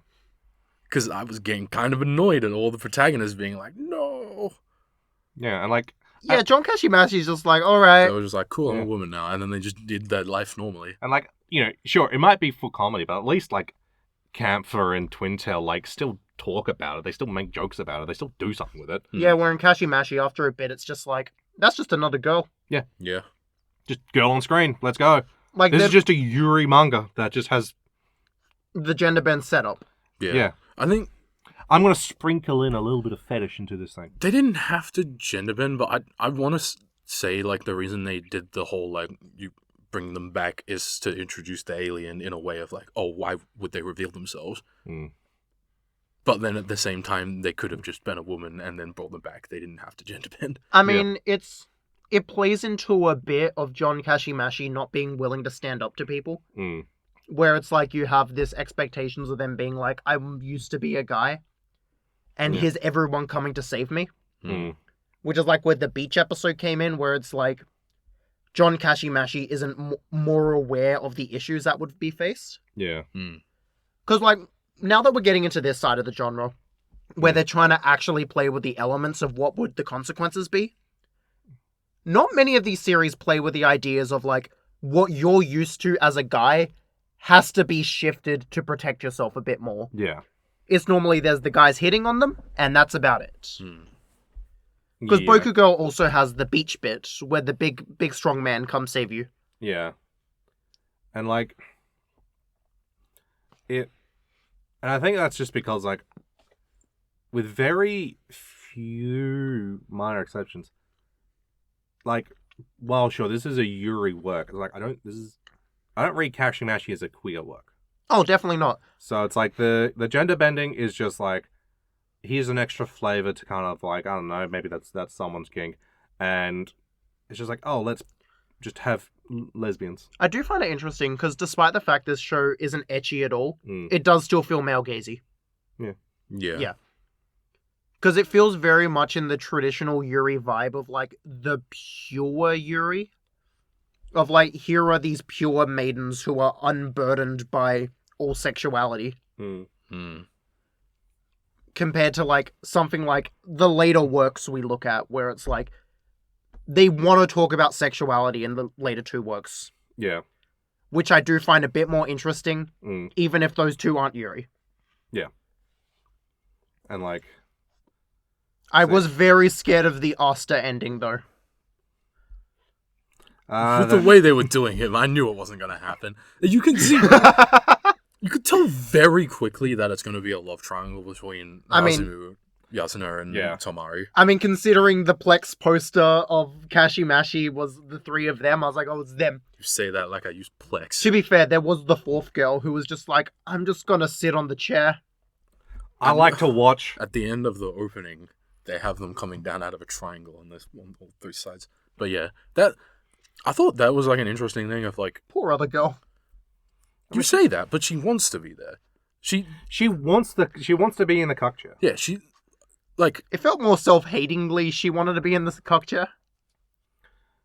How so? I feel like just more like she's like, oh, I know I'm not gonna win, so I'm just gonna be the cuck. I read it a bit more as like, oh, I'm not interested in winning. I just want to see it. Like, yeah, that's what I thought. I don't want to be on stage. I want to watch it. Yeah, because that's the stuff. I thought it was very interesting, them talking about getting on the stage. Yeah, because like she pushed Tomari to get on the stage, but then she herself was like, no, I'm going to stay off the stage. Yeah. And then there's all the stuff about like watching butterflies grow. And then, watching the CG bug. Yeah. I love your CG bug. So funny. Yeah. Like and she wants to see the butterfly metamorphosis, but she doesn't want to do it herself. Yeah. She doesn't really care about doing it herself. She wants to be in the chair in the corner. Yeah, it's just... I feel like there's just not much of interest in this show for me after the gags stop. I feel like if I just read the manga, I would have come out of it a lot more positive. Yeah, because like the manga... Because the way you describe it, the 1 month to live thing sounds like that's the kind of drama I love. Yeah. And like... That in gives... the manga... I love a forced time limit. Yeah. Yeah, because I was thinking like that gives a legitimate time limit for Hazumu to finally have to choose someone. Because in the anime, I can't remember what happened, but like... It was just like Alien leaving. That was like, hey, you got to pick someone. Yeah, and that was it pretty much. Even in the manga, they're like, oh, I'm going to die unless I can pick someone. I guess I'm going to die then. Because stop being fucking stupid. I don't want to, but it's just like, yeah, when they're like falling off the roof, just in a pack, they're like, I'm oh, I'm instinctively am making a choice. I am picking someone to reach out to as my fight or flight, as my fucking fight or flight responses are kicking in, and this is who I reached out to. So I guess that's my choice made for me. But yeah, like in the manga, there's I feel like it's also a lot better in the sense of like you have, because it's a manga, it's like you have a lot more moments of like levity and like just like little small moments that like are amusing and like to give the scene space to breathe. Of like, oh hey, like someone's saying something, and then you can still have a little panel of all the characters as cheapies kind of like doing something silly, and as like a kind of response, and then just kind of keeps going. And to me that makes it so much better, because then the face blindness girl, it's like in the anime it's like it doesn't really feel so much as like, oh, she's part of the group. It's more of, oh, John Kashimashi's interested in her, and so that is why she's hanging around, and she wants to kind of do that, like be have a relationship with him. But in the manga, it's like, no, you get a better sense that no, these are all mates. They're all hanging out. They're all talking shit together. Okay, well, I feel like with that specifically, it was like, it started as they had an interest in each other, and then because of that, they were just hanging out. Yeah. But then like Tamari did try and make an effort to like become a better friend. Yeah. And then they were growing closer until I think it was like episode 7 or something, where like the kiss and then the slap happened. Oh yeah. That fucking hurt me. I saw the like them hugging and Tamari looking, and I was like, no. Yeah. No. Misunderstandings? Ooh. Yeah. Yeah, because I hate misunderstandings. Fun fact, that piss me off. So that's at the camp, right? No, this is... Oh, yeah. At Tamari's camp, yeah. Yeah, that's not in the manga. Huh. Damn, interesting. But But yeah, because you said Yasuna's face blindness doesn't change. No. Yeah, because that was like a specific arc then. Because it was just the whole thing of like, she, like, that happens, and then as she's like in that situation, seeing Hazumu and Tamari slowly like get the fuzz on them, yeah, I felt like a shiver down my spine. I was like, this is terrifying. Yeah, my big issue was she said the face blindness, and I was like, this is gonna get worse. I knew it was gonna happen. So when it hit, I was like, okay, there it is. Damn. Gotta say, a small trend in these series, the main characters having no fucking fashion sense. I'm sorry, Hazumu, you got no drip. Oh, Hazumu's was fine. No, she can't pick out good clothes. It's a trend. This keeps happening. Yeah, because she wasn't picking out the clothes. It wasn't like, no, when she picks out her own clothes. Okay, well, she picked out one dress. I was like, yeah, it whatever. sucked. Yeah, but like... That's why everyone chose her clothes for her after that point. Yeah. I mean, hey, look. Hazumu was a guy, so guys don't know shit about fashion. Yeah, early transition fucking women. Get better fashion. I'm not gonna say anything. I can't say anything. Yeah. Yeah, so I'm the one who has authority here. Get better fashion. Look past anime. Disregard what I'm wearing right now. Hey Liz, how about you describe your current outfit? So you see I'm wearing a Gundam shirt, and I'm wearing sweatpants. Yeah, plain black, like a black t-shirt with the RX-78 on it, and black sweatpants. And my cons. With, what are my socks today? It's a sloth. There's sloths on my socks. Oh. I feel like my comfy fit does not count for my fashion taste. I'm not wearing something complicated to a fucking recording. Yeah. Disregard last episode. That was for a bit. Also, no one saw you. No one but us saw you fit last. Yeah, that's last for episode. you two. Yeah. But yeah. Anyway. Kashimashi. It was fine. Yeah. It was fun. Like, Yeah. I feel like I don't know how to talk about it more other than just like it just hit me. For some reason, everything hit like all the good parts of my brain. I did find it funny when I watched episode 12. I was like, okay, time for episode 13. And I was confused, being like, wait, didn't episode 12 end with her choosing someone? Why is she choosing the other one? Yeah, because I think episode 13 was like an OVA or something. Yeah, it's an OVA to match it with the manga. Yeah, which, thank Christ. Yeah, but I did find it funny. I was messaging other Robin being like, wow, that ending was really confusing. They just kind of like backed out of the original choice. Yeah. And then she was like, yeah, they did that later. Gotta pick the correct option. I liked the Christmas episode where they broke into her house and kidnapped her. Oh, that was kind of funny. I thought that was really funny. I like the Christmas episode because all the gag characters came back. Yeah, they used some Crimbus magic with Mr. Alien. I love you, Mr. Alien. I love you, Kashimashi Dad. I love you, Kashimashi Mum. I love you, Kashimashi Teacher that falls into holes.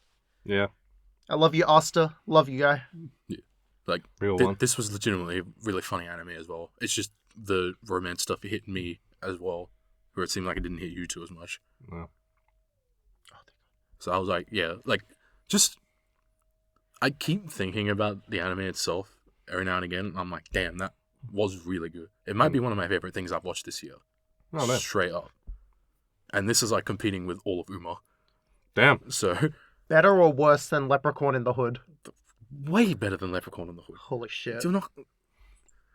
Leprechaun in the Hood is like towards like middle. I don't care. Okay, good. Better or worse than The Shining? If it was worse than The Shining. Dude, I'd put Shining as number 1 on the list. Alright. For the movies we watched that day. No, I'm saying, is Kashimashi Kashimashi better than The Shining? Oh. No, I'm not saying is Leprechaun in the Hood better Yeah, than... I know. That's why I was Shining. confused. I put it better. Yeah, fair.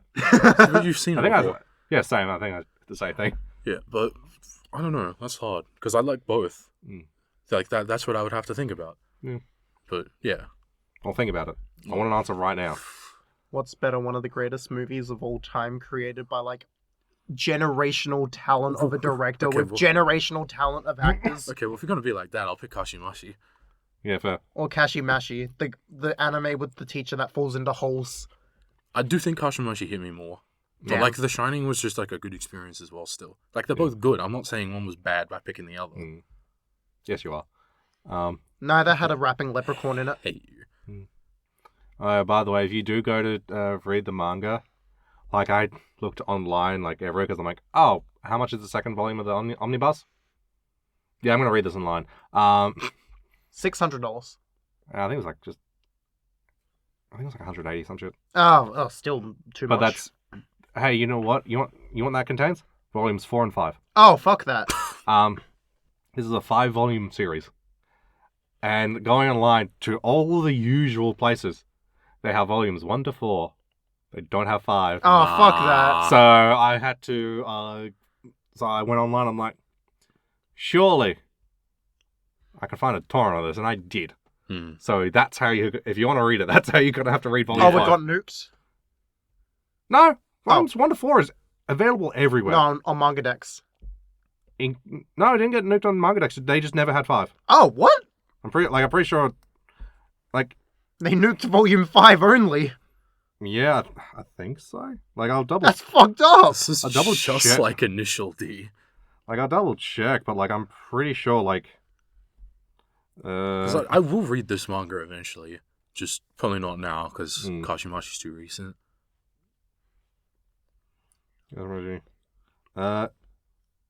Yeah, it ends at volume 4, chapter 28.5.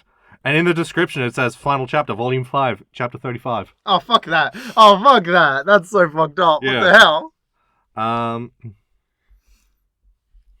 And, like, yeah, it's the same, like, from what I could tell from, like... actually, no, it's, seems like it's actually up on a different website, but... I don't think it was there when I tried to find it back before, but... The old classic. Yeah. But yeah, a lot of different places have only parts of it. Got any more Kashimashi notes? I'm just thinking. I think all my notes are just like, damn, I'm sad. I have multiple sad faces. Multiple I teared up.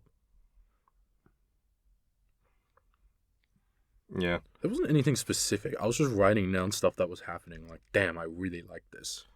One thing that happened to me when I was watching it is that I kept changing it, but like every time a new episode would start, it would keep defaulting to the dub. Yeah, same. Yeah. Yeah, I downloaded the one that assumed dub as well.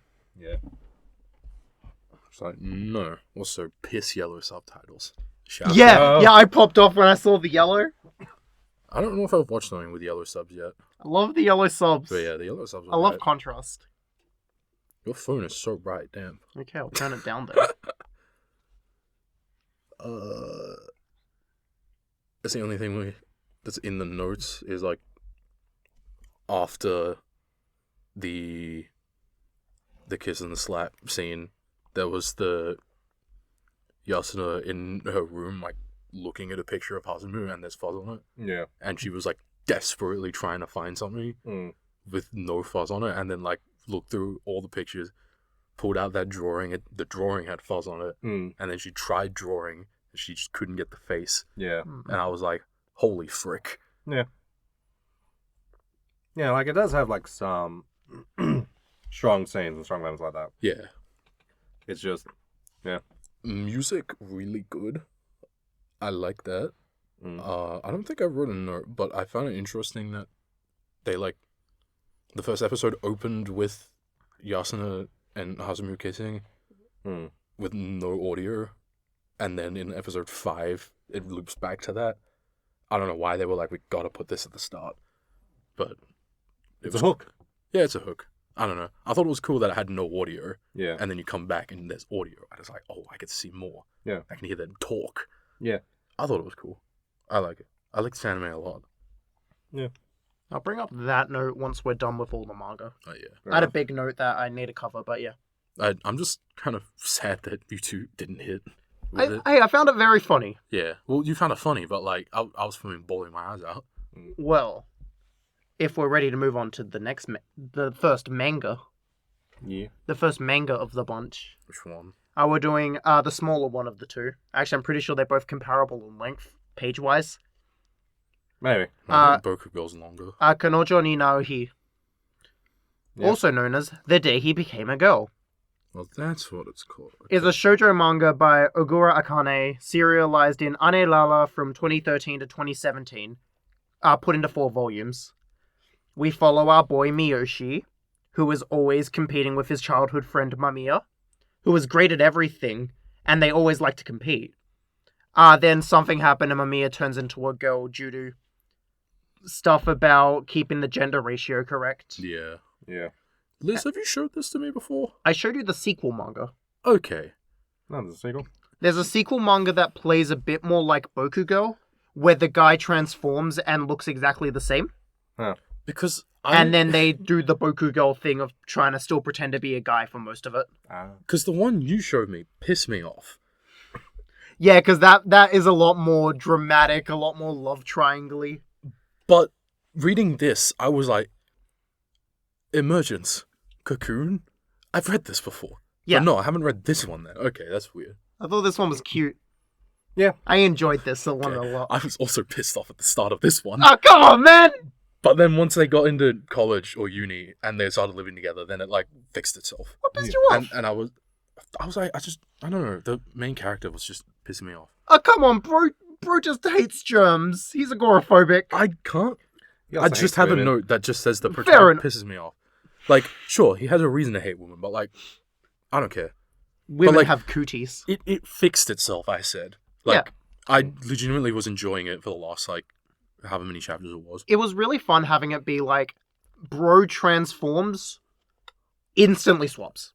It happened it happened in not high school. Yeah, That was cool. Instantly code switches. Hmm.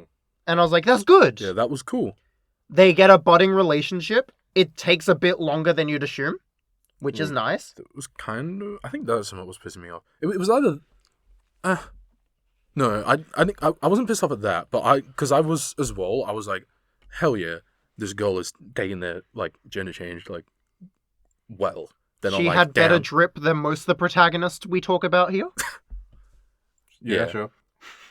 Uh, I'll pay that. But yeah, I was getting pissed at the protag, and then for being... I think, like, as I wrote down that I was getting pissed,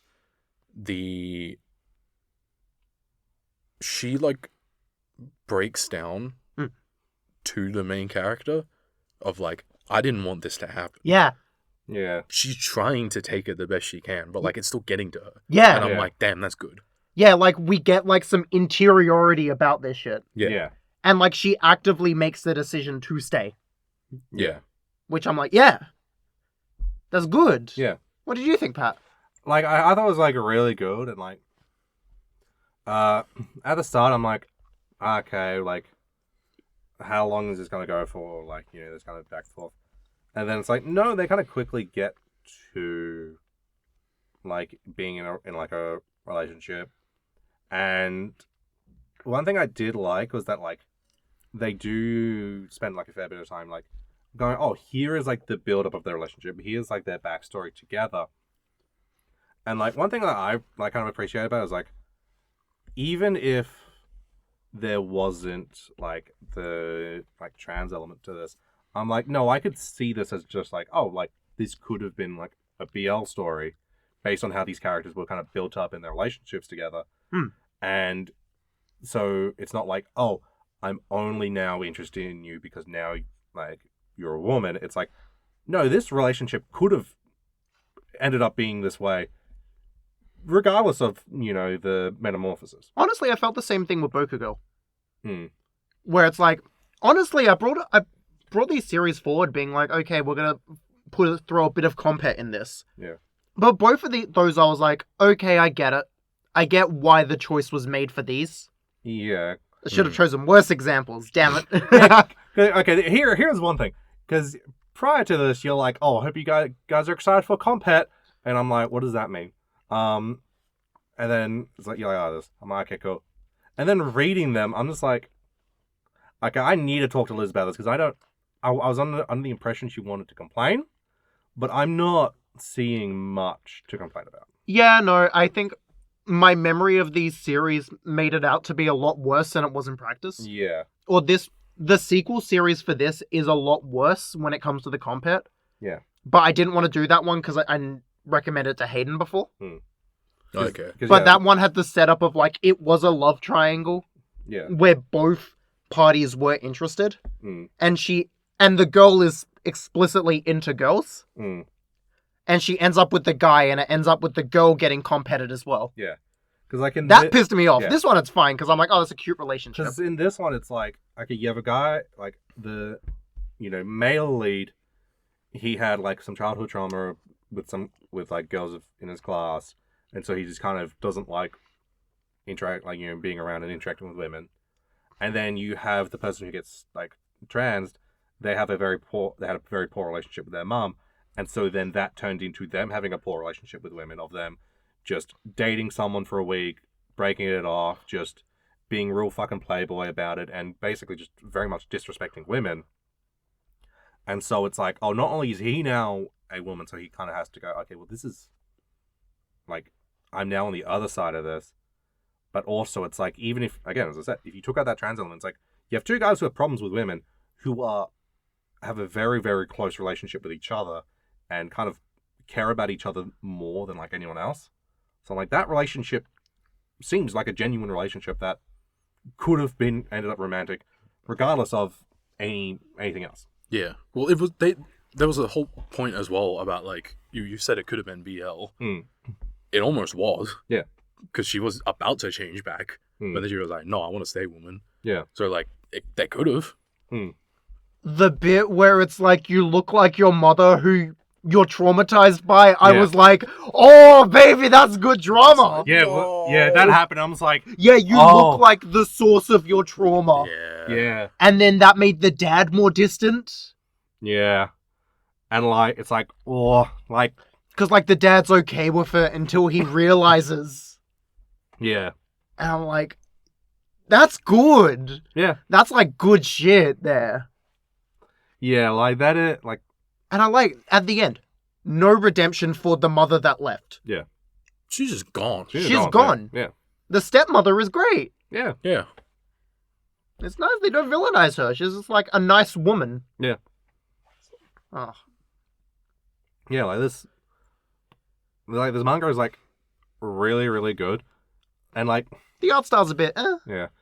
There's one thing about it that to me, just, I kind of clocked on, like, I know what you're trying to do, and it's good that you address this, but I'm, like, in my kind of, like, world building head, I'm like, kind of would have thought that this would have gone differently, which is like, in a world where like people will just magically, change genders to keep gender ratio going, transphobia is the exact same as it always has been. I did find it interesting that they never explicitly say the word trans. Yeah. But it did feel like an exploration of the experience. Yeah. It does feel very much like that. Where there is still the transphobia element around that, which I was like, okay, it feels like this series is trying to actually do something. Yeah, it's trying to within the constraints of the medium. Yeah, it's trying to do something with, like, talk about, like, the trans experience and, like, the transphobia that you will face and all that kind of stuff.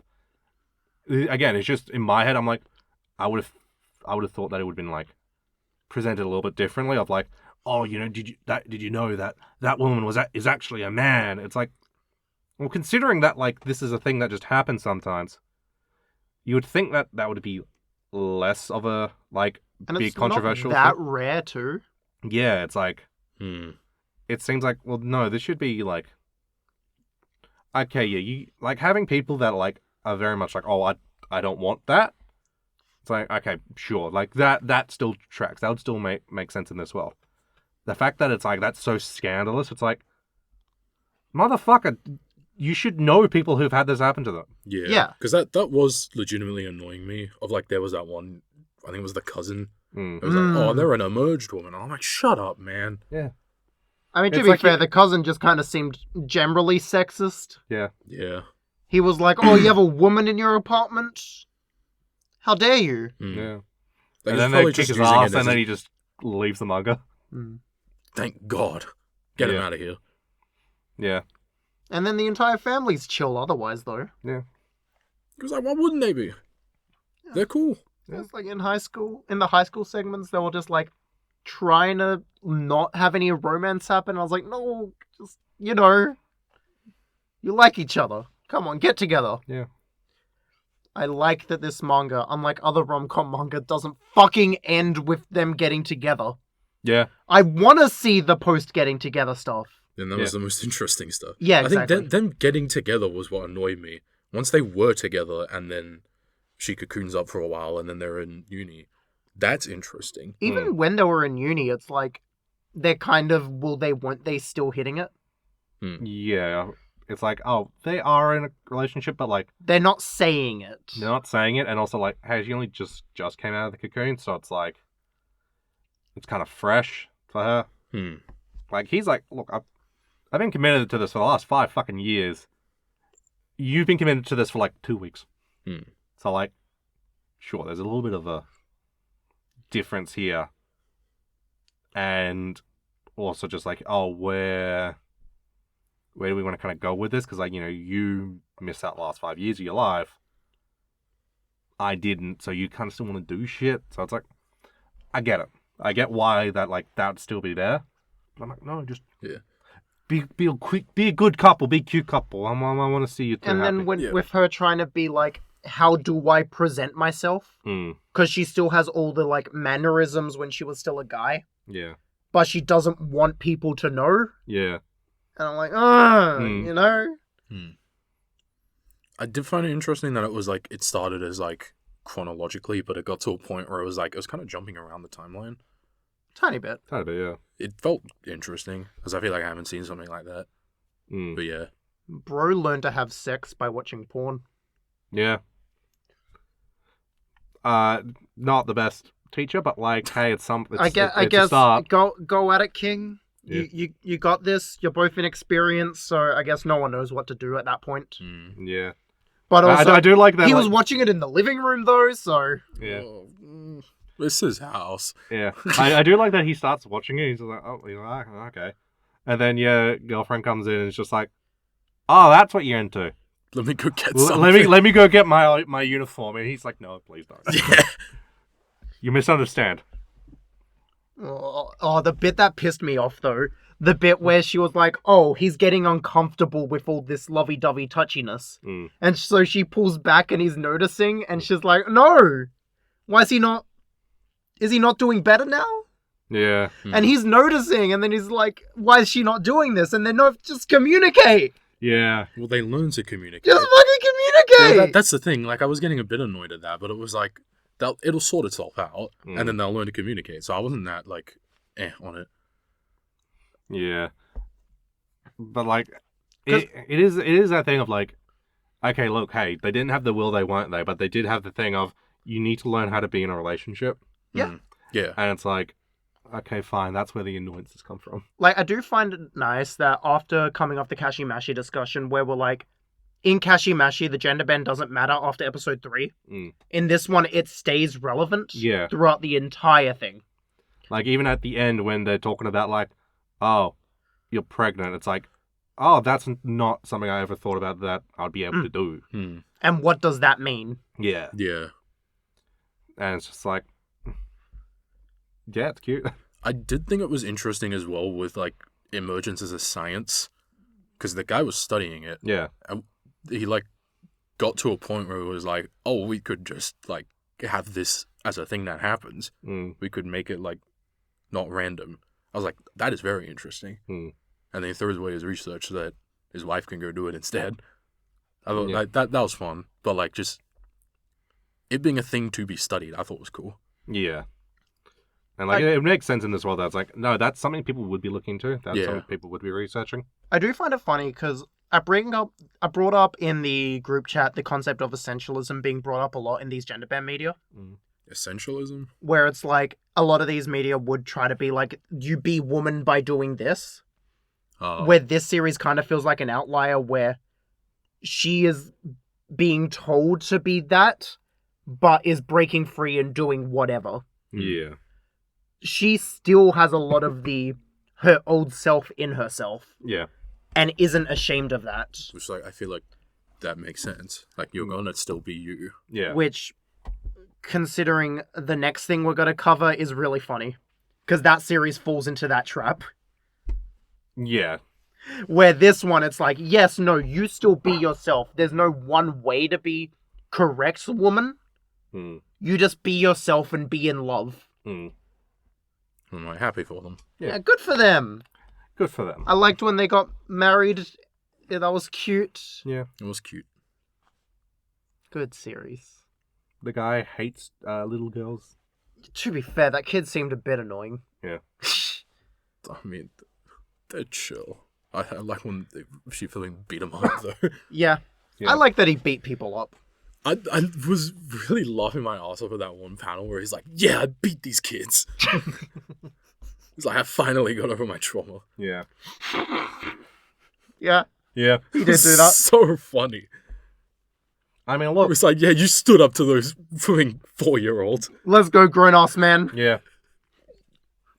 Hey, we take those. A win's a win. Yeah. Dub. It's like, fuck. What was that like photo that keeps going around in the fighting game Discord of one of the guys? Oh, the guy at the con tournament. Yeah. And there's like 3 kids, and first is just a grown-ass man. Yeah, like, oh, hey, here's a fighting game tournament where everyone's like below the age of like 12, except for the guy who came first, who's like 30. Yeah. Was this just like, what bracket was this? Soul Calibur, I think. But like, where? At a con like over a decade ago. Okay, yeah, I was gonna say, if it was a convention, yeah, that makes sense. Yeah. That's so funny. Yeah. Hey, look, sometimes you gotta put children in their place. Good on main guy for getting over his fear of women and being able to have sex. Good for him. Yeah. I hope he did it good. He made a child. Yeah. Yeah, he made a child. He must have been good at it. Actually, no, that doesn't count. Being good at it doesn't. But also, it was so funny because I thought they fucked like 10 chapters before they already did. Yeah, I was gonna say, I also thought that. And I was like, wait, didn't you guys already do something in bed? And I was like, oh no, I guess they just hugged. Maybe did the first 3 bases, but not home run. Yeah, I guess they just never finished. I just thought that was really funny because I got really confused when they got to the later chapter. I was like, wait, didn't you guys already do this? Yeah. Also got really confused, yeah. Good manga. Got anything else to say? Not really. This one was just really good. Yeah. Yeah, like it's basic good. Yeah. And now. Holy frick. You love her. You love her. You love her. It's Boku Girl. Do I now? I love Boku Girl, also known as I am a girl, but they use the male pronoun, so it's a pun. Yeah, By the way, Kashimashi is a sexist pun for talkative, apparently. For what? I'm not sure. Other Robins sent me a thing that Kashimashi is a sexist pun.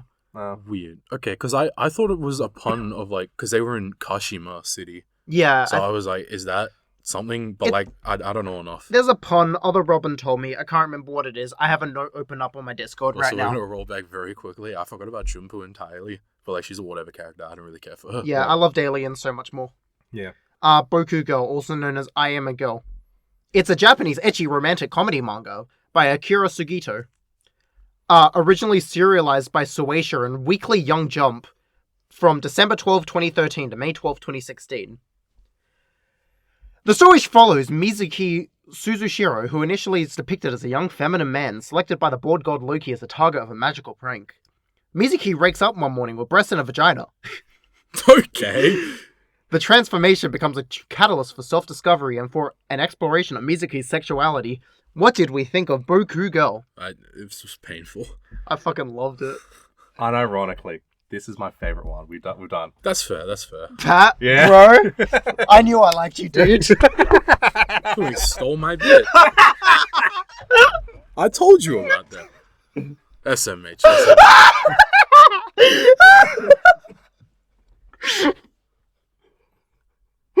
Like, I'm not saying this one was bad. I still had fun with it. It was just like, holy hell, sometimes it's got really annoying. Okay, so you guys talk for a second.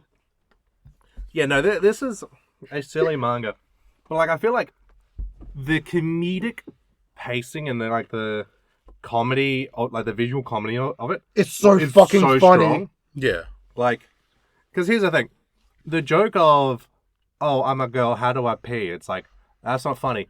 It's just the Boku girl got, like, struggling, and then old mate comes and it's like, oh, hey, what's the issue? And they're like, how do I piss? And then his reaction, like, that's the funny bit. Yeah, no. Like, that makes sense. Like, The entire dad bit.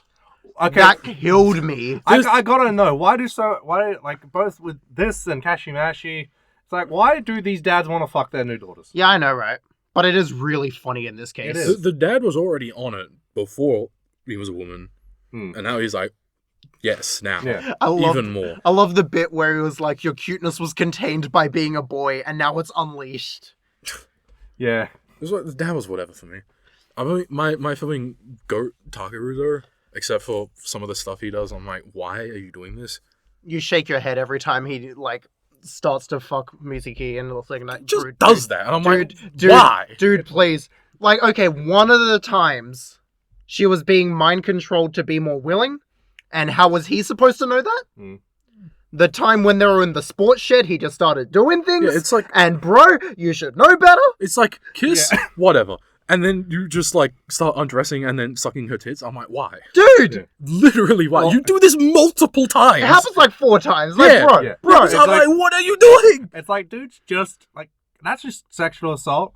And, like, the fact that, like after the sports shed one, I think he makes some joke about, like, at her expense. And then she's just like, well, you didn't see that cut about her, in the sports shed. And he's like, oh, I'm embarrassed. It's like, that's not the reaction. That's not the interactions these two should be having. Yeah, I gotta say, art style, real cute. Yeah. I really fucking love the art style. Genuinely really good art. I loved how round most of them were. like Yeah. pull them and they would squish. Except Takeru, he's a fucking shonen He's protagonist. sharp. Yeah, that's why I'm like, I love Takeru, except for those things he did. He's a shonen protagonist in the world of Azumanga Daioh. Yeah. I don't know about Azumanga Daioh, but sure. Oh, he's like the fucking delinquents in Bocce, Yeah, that Yeah. makes where sense. everyone's a small round creature and he's these barky characters. Yeah. They've got sharp lines on them. They're not round. You can't pull his cheek and have it squish, I mean, you can pull his cheek. but it won't squish. It won't go. It won't go like out all the way here. He'll go like... Yeah, like a normal amount. But yeah, no, like, They try to set up a love triangle in this manga between Mizuki, Takeru, and Girl. yeah. It's obvious who the winner's gonna be, though, so they don't really treat it like a love triangle. Yeah. Because we know Girl has no fucking interest in Mizuki from, like, chapter 10. Yeah, that's what I was annoyed about. I was like, chapter, 1, you can see the love triangle. I think, like, chapter 3 or 2 or something is very early in my notes. But I was like, I swear to God if Takaru ends up with Mizuki at the end. And then it happened. Gotta say, didn't like that it ended on them getting together. Shook my head. The whole, like, last chunk of it, I thought was kind of like, it felt like we need to finish this now. For some reason. Yeah. Because, like, Loki gets sick, and then it wears off a bit, and then Loki does some extra trolling, which I'm like, sure. I like the extra trolling. Yeah, the extra trolling's good. But then it's like, Thor just comes in, and it's like, all the fun's gone now. Yeah, Thor comes in, it's just like, we need to wrap this up. Yeah. Thor's like, Loki, we need to go home. Yeah. And, like... I did like the setup. This is, like, the most realistic setup for me, because I'm like, oh yeah, Loki would. Yeah. Loki would just do this as a bit. Yeah, I don't know enough about Loki, but I will say, I think Loki might be my favorite character in this. Loki's fun. Yeah. I do like whatever Loki would fuck with main dude, and he would just, like, pick her up and just, like, swing her around. And you just see her in the background, him just, like flailing her about. Those were really funny. Just because, like, specifically for me, like, liking Loki, I think it was because every character I feel fits a stereotype or like a cutout. Yeah. So you have these pieces, you can put them in the environment. You're like, yeah I can see where this is going. Whereas Loki felt like a unique thing for this. I did like when they started introducing characters around the midpoint to be thorns. Yeah. You got other guy. You got Yamada. And you got other girl. You gotta say their names. Give us some descriptor. Plain-looking guy who confesses to Mizuki after the play. Yeah. And then you got strict girl who's like, Mizuki, wear a girl uniform. And then secretly is the dad joke again. Yeah. I forgot about that. I didn't really care about those two. But I did like the guy in the regards of being like, oh, Takaru is just having guy friends now. Yeah, like, Takaru needs a guy friend replacement. Which and, it's sad for Mizuki, but also bro needs friends. Yeah, like that's what it's supposed to be, like the point of him. Yeah, it's and then he disappears after Mizuki turns him down. Yeah. Which, I mean, many such cases. He was only there for that arc. Yeah. Takaru lost his friend. Yeah. No, they still go fishing, I believe. No, but now he's got a pervert friend, Underwear Man. Oh, I fucking loved Underwear Man. Yeah. I'm sorry, I know. He has a name, his name is Yamada. Did you like him? Yes. Okay, good. I love that guy. I was reading it and I was like, Hayden either completely loves this man or absolutely despises this man. No in between. Yeah. Because I saw him and I'm like, oh? And then he does his bit and I'm like, I freak with this. Yeah, I saw him and I was like, okay, I know what your purpose in the story is. Yeah, like... Entertain me. Well, yeah, it's that, but it's also, it feels like he doesn't fit the same, like, cutouts that the other characters do. Yeah, he's a wild card. Yeah, which is why, like, that happens, his fiancée as well, I feel like... Oh, she's fun. It's still, like, kind of like a stereotype, but also, like, you're fun as a character.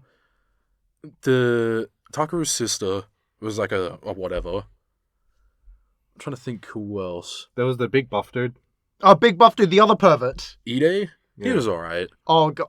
Like, it's a bit of weird moments near the start, but then he became really funny. Yeah, that's him the and thing. big buff guy and Underwear Man, like being the pervert squad. Being pervert together, squad. It's just like a lot of the time. It's like I'm like, oh, these two, fuck's sake, get them off the page, and then they do their bit. I'm like, you know what, fair. No, yeah, they're so strong. Funny. Yeah, I was never excited to see them, but I was always glad that they were there. Yeah. I posted the screenshot of Underwear Man with his big ice cream, and I thought that was funny. You said it like I didn't do it first. Yeah. Posted the ice cream. And then Mizuki and the Swadloon. Yeah. Very screenshotable manga. Yeah. Because there's just little guys in the background. Like you said, there's a ton of, like, Loki little fellas. Yeah. Like, I took a picture of one of them where she was just, like, posted up, sprawled out on top of God, Takaru. my favorite gag. The bit where Girl is like, oh, I think Mizuki may be a girl. And they go to Mizuki's, is it Aikido? Yeah. Yeah, Mizuki's Aikido training. And she's like, oh, and then Loki's like, just fill her up. So sick. And then she doesn't fill her up, and then something comes out, and she's like, oh no! And it was a rat! Yeah! I thought, No, but the bit where it's like all the guys started chasing it. Yeah. Yeah. That's a really good... Oh, we gotta get his penis! Yeah, that's a really... No, okay, that one was funny. Yeah. But I think, like, around this time, I was getting annoyed about, like, they kept edging the audience. Yeah, they of, are. like, Yeah, they are. they were, like, filming... The people are so close to finding out that he's a girl, and then something happens for whatever reason, and they don't find out. And they do that, like, 20 times. And they just flat out tell girl. Yeah, and then they just tell. Because, like, when that happened, I was like, oh, you're gonna confess? And then, no, it was just, I'm a woman. I'm like, oh, okay. Yeah. Still hype, though. I like, as much as I'm like, yeah, no, in no world did I want girl to win. I did like her being around. She was funny. Like, when, I forget why she does it, but, like, when Loki tells her to put on the ninja garb. Yeah. And Why did she do that? And she comes out of the bushes, walking like the fucking Bigfoot in the past in Gimlin footage. Yeah. And, like, it's just like, oh, yeah, you know, I'm here to help you. And they're like, class president? She's like, oh, fuck, how'd they know? It's really good. Yeah, it's really dumb. It's really good. I loved it. You brought this up with the last manga, but this also feels like, oh, this could have just been a yaoi. What's her name? Fujiwara. Yeah. Yeah, it could have been a yaoi. Yeah, I was like, yeah, you have the big buff, you have the childhood friends, the one reliable one and the tiny one. I can see it, but, like, not as much as the other one. I do find it really funny where it's like, oh, you just like Takaru now because you're a girl. Yeah. That was annoying. The female brain is turning you into straight. Yeah, like, that one is... This is the one where the compet starts to hit hard. Yeah. And it's like, you could potentially try and, like, argue for it. Because, like, hey, look, sometimes you're just like, I'm not into guys because I'm a guy. That, you know, no, that's not a thing. But then, like, once you kind of, like, start, like, you know, not, like, nailing it, but once you kind of start, like, you know, thinking about it and kind of, like, I'm trying to think of the word, but, like, once you go, oh, maybe, you know, you humor the thought, you're like, oh, actually, though, maybe this isn't as bad, and maybe I can actually go for this. And, like, you know, that is, for some people, that is kind of, like, part of their, you know, them discovering, you know, their sexuality and stuff like that. But, like... But for Mizuki, it's just like, no. It's the estrogen. Yeah. The estrogen is making her straight. Yeah. All I'm saying, Takaru, pretty cool guy. Yeah, I'm not a fan of the sexual assault, buddy. You gotta tie that down a bit. Yeah, you gotta rein that in. You're not Yujiro Hama bad yet, but you could get to that level. Yeah. And, like, I feel like it's the bad, it's like, it's made worse because it's like, oh, Boku Girl is enabling it by just going, yeah, look. It's because she's stupid! Yeah. But, like, hey, now that they're together, it's like, he's probably going to be worse. Or they're into non-con? Who knows? Or maybe, well, like, here's the thing. He's going to be doing it more because now she's not like, I want to go with girl and, oh, no, not boys. Maybe she's like, nah, I'm into it now. Yeah. Just maybe not so public. It's just like, I like their relationship. It's just... Boy's horny as fuck. Yeah, but, like, he's a teenager, I get it. Yeah. But also, bro, but you're locked in the fucking locker for, like, 2 minutes. Yeah. It's not that hard to keep your hands to yourself. Yeah, it's like, look, hey, we've all been at that heart of our puberty. Like, I feel like I can confidently say, if at the heart of puberty, for me, if one of my mates transitioned, I probably wouldn't lay hands on them. I feel confident in saying that I wouldn't do that. Like, fuck, like, Jesus Christ, man, like, basic human decency. Yeah. Even, yeah, look, horned up teenager, whatever. Like, your human decency, your care for another person doesn't go away. even the bit where it's like Mizuki's drunk, I'm like, I guess I can excuse this because he doesn't know and he's stupid? That's the one where I'm like, come on, man. Still a bit dumb. Yeah. Bro, please, stop it. Stop it! Yeah. He just does it! Like, genuinely. Okay, I like his character is the issue. Yeah. Yeah. But it's like, bro. I feel like, out of all people, you should be fine with having a problematic fave. Yeah. Yeah. Like, here's the thing. I feel. I was gonna say I feel confident, but I'm like, no, I don't. I feel like if Boku Girl like actually like showed more like resistance and was like, no, dude, this is not okay, he would like stop. But like, She's kind of into it because it's always just like a kind of like, I'm gonna very barely like resist it. I'm not really gonna do anything about it. It's like. It's like, okay, that's like, I guess. yeah, all like, yeah, it's like that's not great because it's like, well, to him, he's like, well, I'm not getting that much of a pushback, so like, it's not that bad. Bro, please. But like, come the fuck on, dude. Like, you should know You're that the one with power in the situation. you are twice her fucking size, vertically and horizontally. He's so big. Yeah, he's a big guy. Or she's small. Both. Probably both. I mean, even as a guy, he's the same size. Yeah. I do find it funny, like, this specific genre of Genderbend, where it's like, you changed, you look the same. Yeah.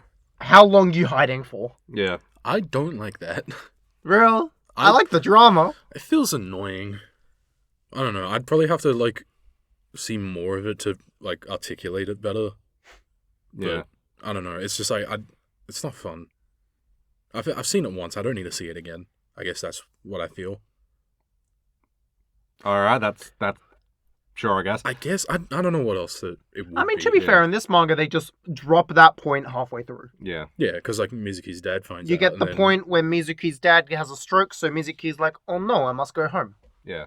Yeah, well, he's having a stroke, and then Mizuki's like, okay, I'll come see you, and then he just gets better. Yeah, because he wanted to see Mizuki. Yeah, he fucking locks in. Yeah. Yeah, and then Mizuki sees him, and Mizuki's like, oh no, what if my dad realizes? And then Takuru's like, oh, don't worry, he won't. And then the dad realizes. He instantly... Wait, he just Yeah, I he don't pops know in why like half a second. Yeah, I don't know why the dad was like, you fucking rip your shirt open. He's dramatic. The amount of... you know how long it took him to realize? Same amount of time it takes for Space Sheriff Gavin to transform. Yeah. 0.05 seconds. Yeah. Timely reference. Yeah. But yeah, he instantly realized, and he's like, get out of my house. And you're like, oh no, dad drama. Dad drama. And then he goes to his cave. He goes to his bat cave. To his shrine. Yeah. And you're like, oh no, this man's a pervert. God damn No, it. and then Loki comes to dad and is like, Dad, the big man is gonna fuck your daughter. You must do something. And dad's Loki like, do that? I don't remember Loki doing yeah, that. Loki does it. Alright, that's funny. And then dad pulls out his trident. Okay, that Yeah. trident was funny. Why does he just have a magical trident? Yeah, why is it magical? It's hype as hell. And then he's like, I must kill Takeru. And then he walks in on them about to fuck. Yeah. Is this the one where Mizuki was kind of drunk? Yeah, I think so, yeah. Yeah, he just comes through the window, doesn't he? He's flying on the trident. Yeah. Yeah. He's doing like the tailpipe eye thing of like, he throws it and then jumps on Yeah, it. that's what I was thinking. It's really hype. Yeah. Because I love how absurd the gags in this manga are. Yeah. Yeah. Because it's like there's a sense of Looney Tunes logic to a lot of these gags. Yeah. It's just really funny. Yeah. And like, it's like, oh, it's the dad, he's chill with like, okay, you're a girl, sweet, cute, fucking hot, yeah, let's go. I can't contain myself. I'm gonna go to my cave. It's like, the fuck is this man's problem? To his goon Yeah. cave. Yeah, it's like, oh, I want you to be more masculine so that way you are less cute and I don't have to worry about myself too much. And it's like, the fuck is this Bro! man's problem? Like, what? That's why that is a bit too much for me. I think it's really there's some- funny though. The men in the Boku Girl world are a bunch of fucking freaks. Except Takeru's dad. He's just like a normal dad, it seems. Yeah, he's just a bit absent, I guess. He's out fishing, but like I can't remember what it was exactly, but he was very strong about something. I think it was getting with Mizuki. Maybe. I don't remember because like Takeru he doesn't have a good relationship with his dad. But I don't quite remember why. I think it's just his dad is never around. Yeah. Hmm. Yeah, Yeah. it checks out. The men in the world kind of suck. I do like the bit where we have Underwear Guy, and then Underwear Guy tries to touch Mizuki, and Mizuki uppercuts him, and Takeru hits him on the top. Yeah, that's Yeah. I was like, hey, this is Hit him with funny. the 1-2. I do like that Mizuki still, like, beats the shit out of people. Yeah, I mean, hey, to be more masculine, they learned how to do martial arts. Yeah, like, if I would have been annoyed if they just, like, switched to a girl and just couldn't fight anymore. I'm like, that'd be pissed. Mizuki got no drip. That first dress she picked out, she was like, oh, it's really cute, I like this. And I was just looking at that, I was like, no, it isn't. I mean, no, it isn't. That's like a fucking grandmother dress, you bitch. I mean, to be fair, it's like, oh, here's a sheltered kid who's panicking because they're like, what the fuck do I do? How do I buy this and not get seen? And Takaru's just like, I don't know, dude. Let's go together. Like, fuck. Oh shit, it's class press. Fuck, what do we do? Oh, hey, look, new guy's coming in.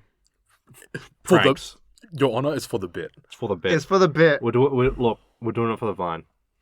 So you see, Mizuki is so feminine that we can trick the new guy. Yeah. But also pick a better outfit. Hey, look, it's a bunch of dudes. What do you expect? Mizuki should know better.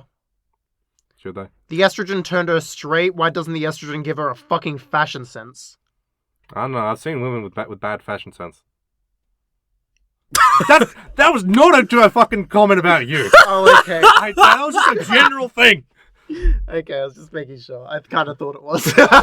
No, I'm not making the joke a second time. Not everything's about you, Liz.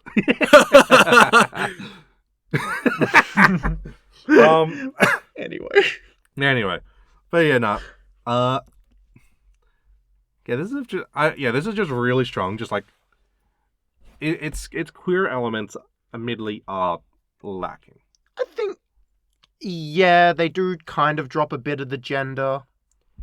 A bit essentialist in how it's like, Mizuki, you must actually become a woman to become a woman. Yeah. You turn into a guy if you start being into this girl. Yeah. Hmm. Like, and you are a girl if you get flushed by a guy. Yeah. Though the bit where a generic guy confesses to Mizuki, and Mizuki's like, oh, good, I'm a guy, I'll just show him, and then it turns back into a girl. It's like, oh, it's a funny gag. Yeah.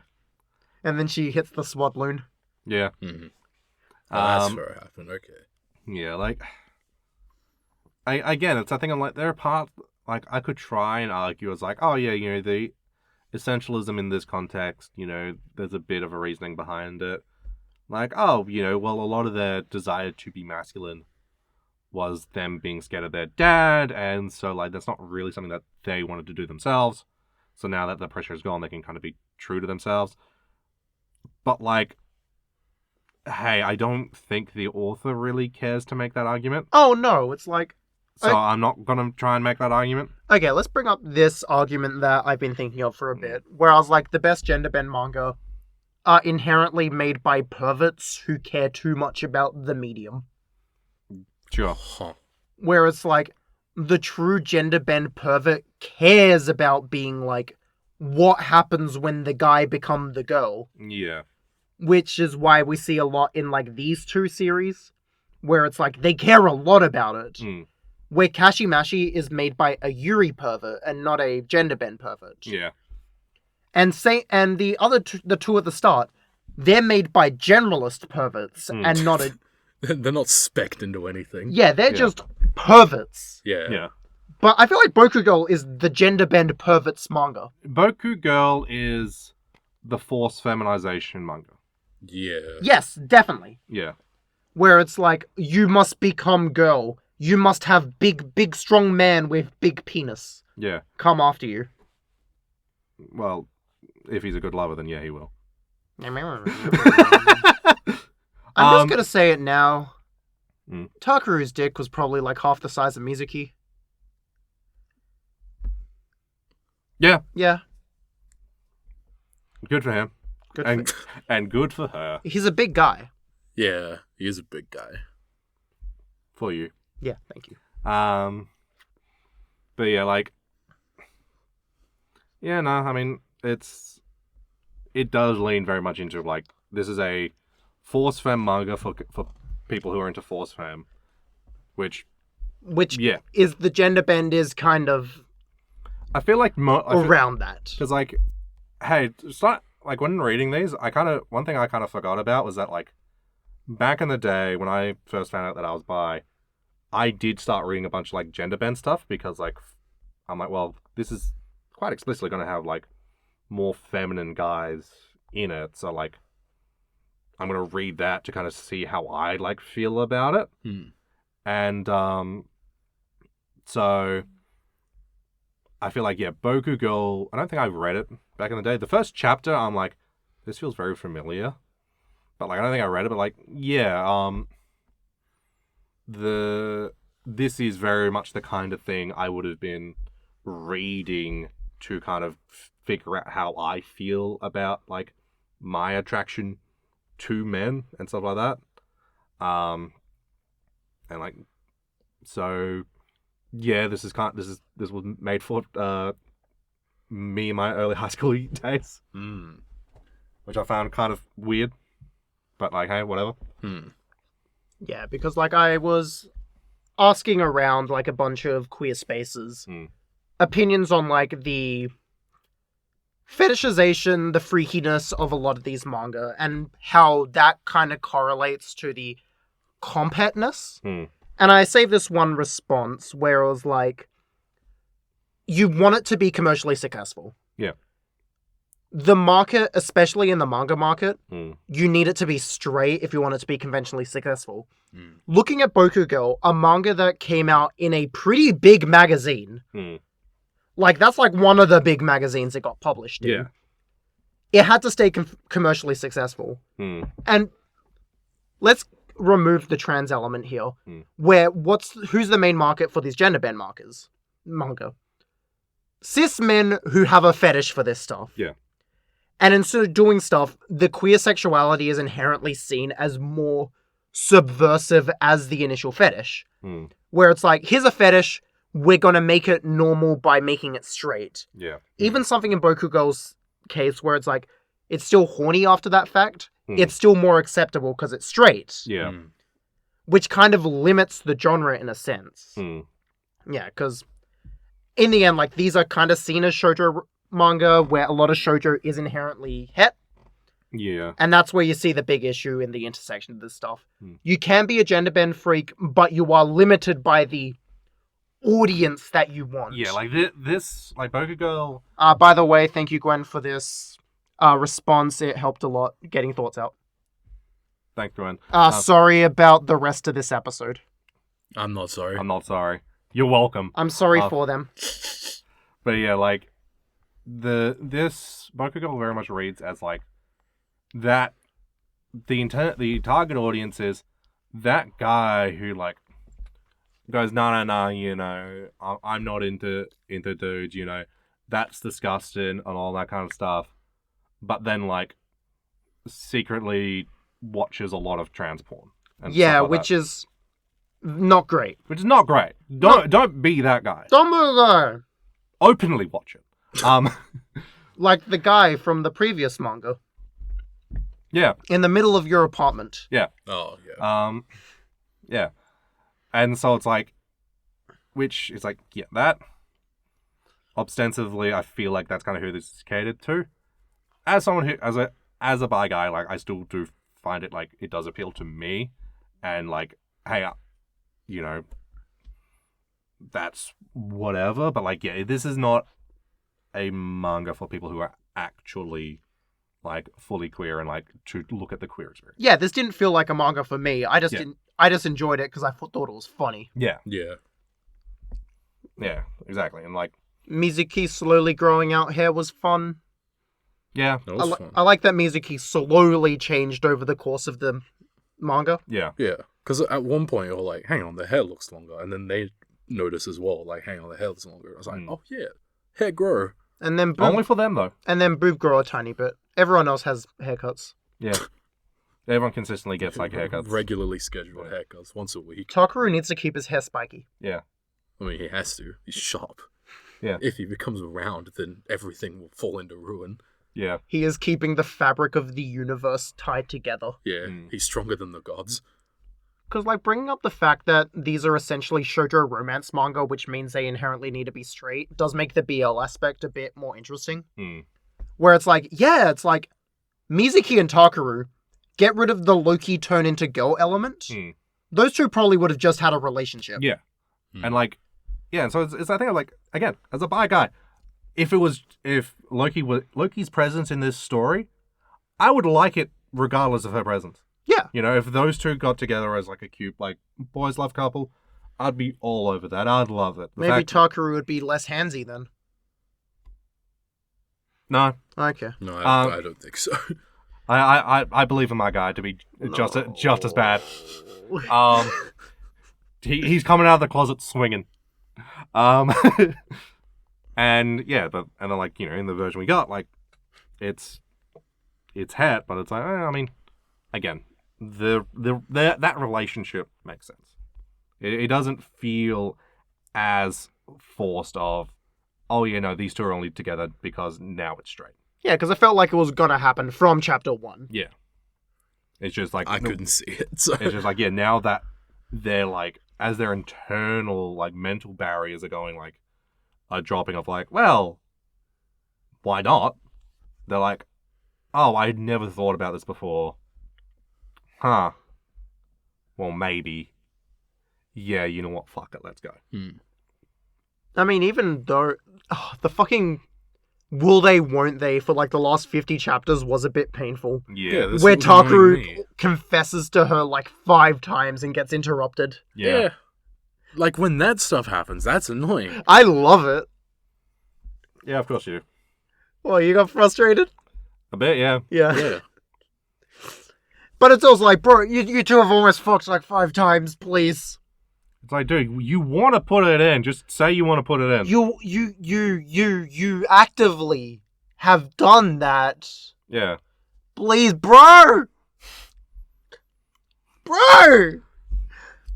Takaru is such a fucking frustrating character, because he's my guy until he does something bad, and then he's no longer my guy. That's what I'm saying. At least Pervert Underwear Man doesn't do anything. It's so funny, because Takaru is like such the cool, protective guy until those moments happen. He's like, oh, there's a freaky underwear freak in your room. You stay in my room, and I will sleep with freaky underwear freak for you. Yeah. Yeah. Like at the start, he's like being a good friend. He's like taking care of the Boku girl, and then after a minute, he's like, but what if I was the threat? He's the threat for 1 chapter, goes back to being protective guy for 20 chapters, and becomes the threat again. Because it's like, there's no second Takaru to protect from First Takaru. Yeah, so... He's such a frustrating character. Exactly! Yeah, but we love him. I love He's Loki. so cool. Yeah. And then that night where Mizuki's like, oh my god, it smells like Takaru. I was like, you're not fucking doing this. I fucking hate the smell bit. Well, you don't like smell? No. I don't get it. I don't notice how people smell. I don't get it. Yeah, that checks out for you. Huh? What do you mean? I don't know. I just thought it'd be funny to say. Oh. Okay, fair enough. I was like, you had a hard read this whole time? Nah. I mean, look, hey, not everyone has a smell fetish, sure. I think it's more of like, hey, here's something we can do of like... It's the musky smell of a man. Yeah. Yeah, that's like what I assumed it was. Yeah, it's like, I mean, people do have, you know, their own, you know, natural body odor, or like, in some cases, it's like, oh, hey, here's like the deodorant or the, you know, perfume or the cologne that they always wear. So... Like shampoo of the hair or whatever. Yeah, it's like, oh, those are things that's a combination that they exclusively have. And so it's on their clothes. So it's like, oh, it reminds me of them. And it's just like, I think it's just like a shorthand way of like, here is a way for me to have something that reminds me of them that is not an explicit physical thing. Because like, what? Okay, no, she's in his room. There should be a lot of things. Oh no, she was sleeping in his blankets. Of course it smells like him. He sweats in those. Yeah. I was about to say, what else would she have of his that like she would identify it by him? I'm like, no, she's in his room. There's a lot there. Yeah. I'm surprised they did none of the she wears his big bulky shirt moments. Yeah. Like that's like the one big trope they don't throw in. Probably just be too big. Mizuki would go straight through the head hole. Yeah, that'd be a funny gag. Yeah, that would be a funny gag. They should have done that. She does that, ties the arms like around the back, puts on a jacket. She's like, oh look, I'm wearing a dress. But then where do her arms go? Because if the arms are tied behind, her arms are there. Cuts a hole in the shoulders. Oh, so she walks around like Pun Pun. Oh no. Mizuki, no! No! Get away from those train tracks! Yeah. I don't have anything. Oh, okay. I'm just like, we need to transition out of this. But Hayden notes. Oh, I'm checking. I don't think I have much. A lot of this is just live reacting. Let's go. Yeah, like, I didn't write much about this. I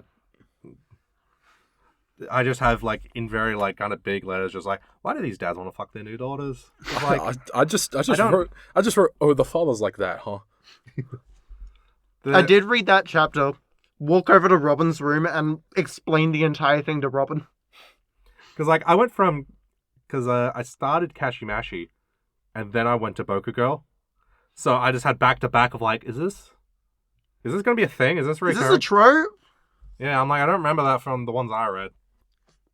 I don't have anything. Yeah, I thought Boku Girl was fun. It was really fun. Had a really good time. Takaru, keep your hands to yourself, buddy. Boku Girl was a good read. Like, I was reading it, like, daily before going to bed as, like, the nightly manga. That was a fun read that way. I was reading it at work, and then I'd have to look over my shoulder every time I read a chapter. That's so I stopped reading it at work and started watching Melty Blood sets at work. I started reading it at work, and then I'm like, nah, this is actually, like, pretty funny. So I just kept reading it at the time. So, like, I binged it. You're like, teehee. Yeah, there were a bunch of times I was reading it, and I was like, I sure do hope someone doesn't walk past my window right now. Yeah. Looks inside. That was me for half of these. Yeah, that was me for half of these. And I'm on a second floor apartment. Yeah. Yeah, my window is a window people walk past for, like, if they want to go to the outside area. Yes. People did walk past that window. Yeah. I don't know if they saw. They're like, oh, you're watching Camphor in there? And you're like, yeah, want to jump in? I could, the window was open. But yeah, like, it was very fun manga. Honestly, liked it a lot more than my first read. Yeah. Before we get on to the smaller things, I need to know, what's your favorite way that one of these characters got turned into a girl? Is it the bracelet that turns you into a girl? The bracelet that turns you into the girl? The alien that turns you into a girl? The disease that turns you into a girl? The bug. Or the Loki that turns you into a girl? Honestly, I like getting crushed by an alien spaceship and then them botching it.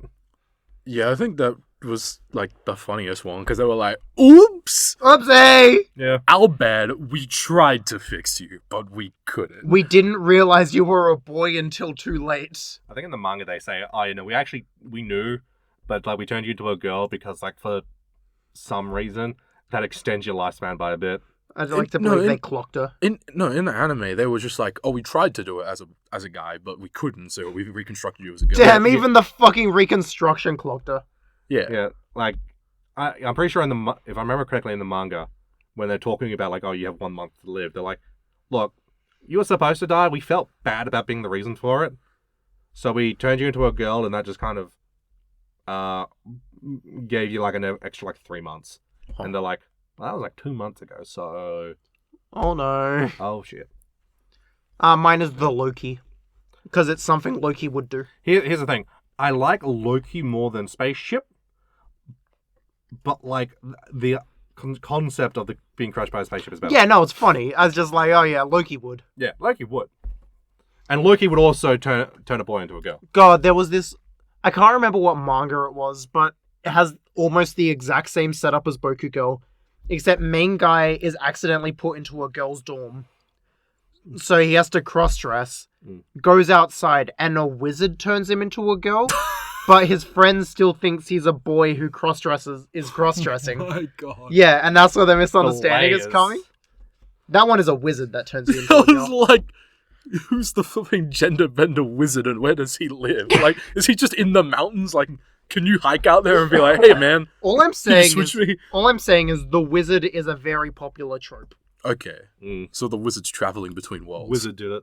The wizard. Yeah, here's the thing. Okay, we bring up all this stuff. I fucking love Wizard did it. No, the wizard is funny. Yeah. In any explanation, Wizard did it. Do you know why I accept Wizard did it? Wizards do many things. Yeah. Wizards are irresponsible. No one's gonna believe Yeah, you. there could be a good wizard who does it for good reasons, or a bad wizard that does it for evil reasons. Nefarious reasons. And I can believe either wizard. Like, I'm just like in my mind, I'm just imagining.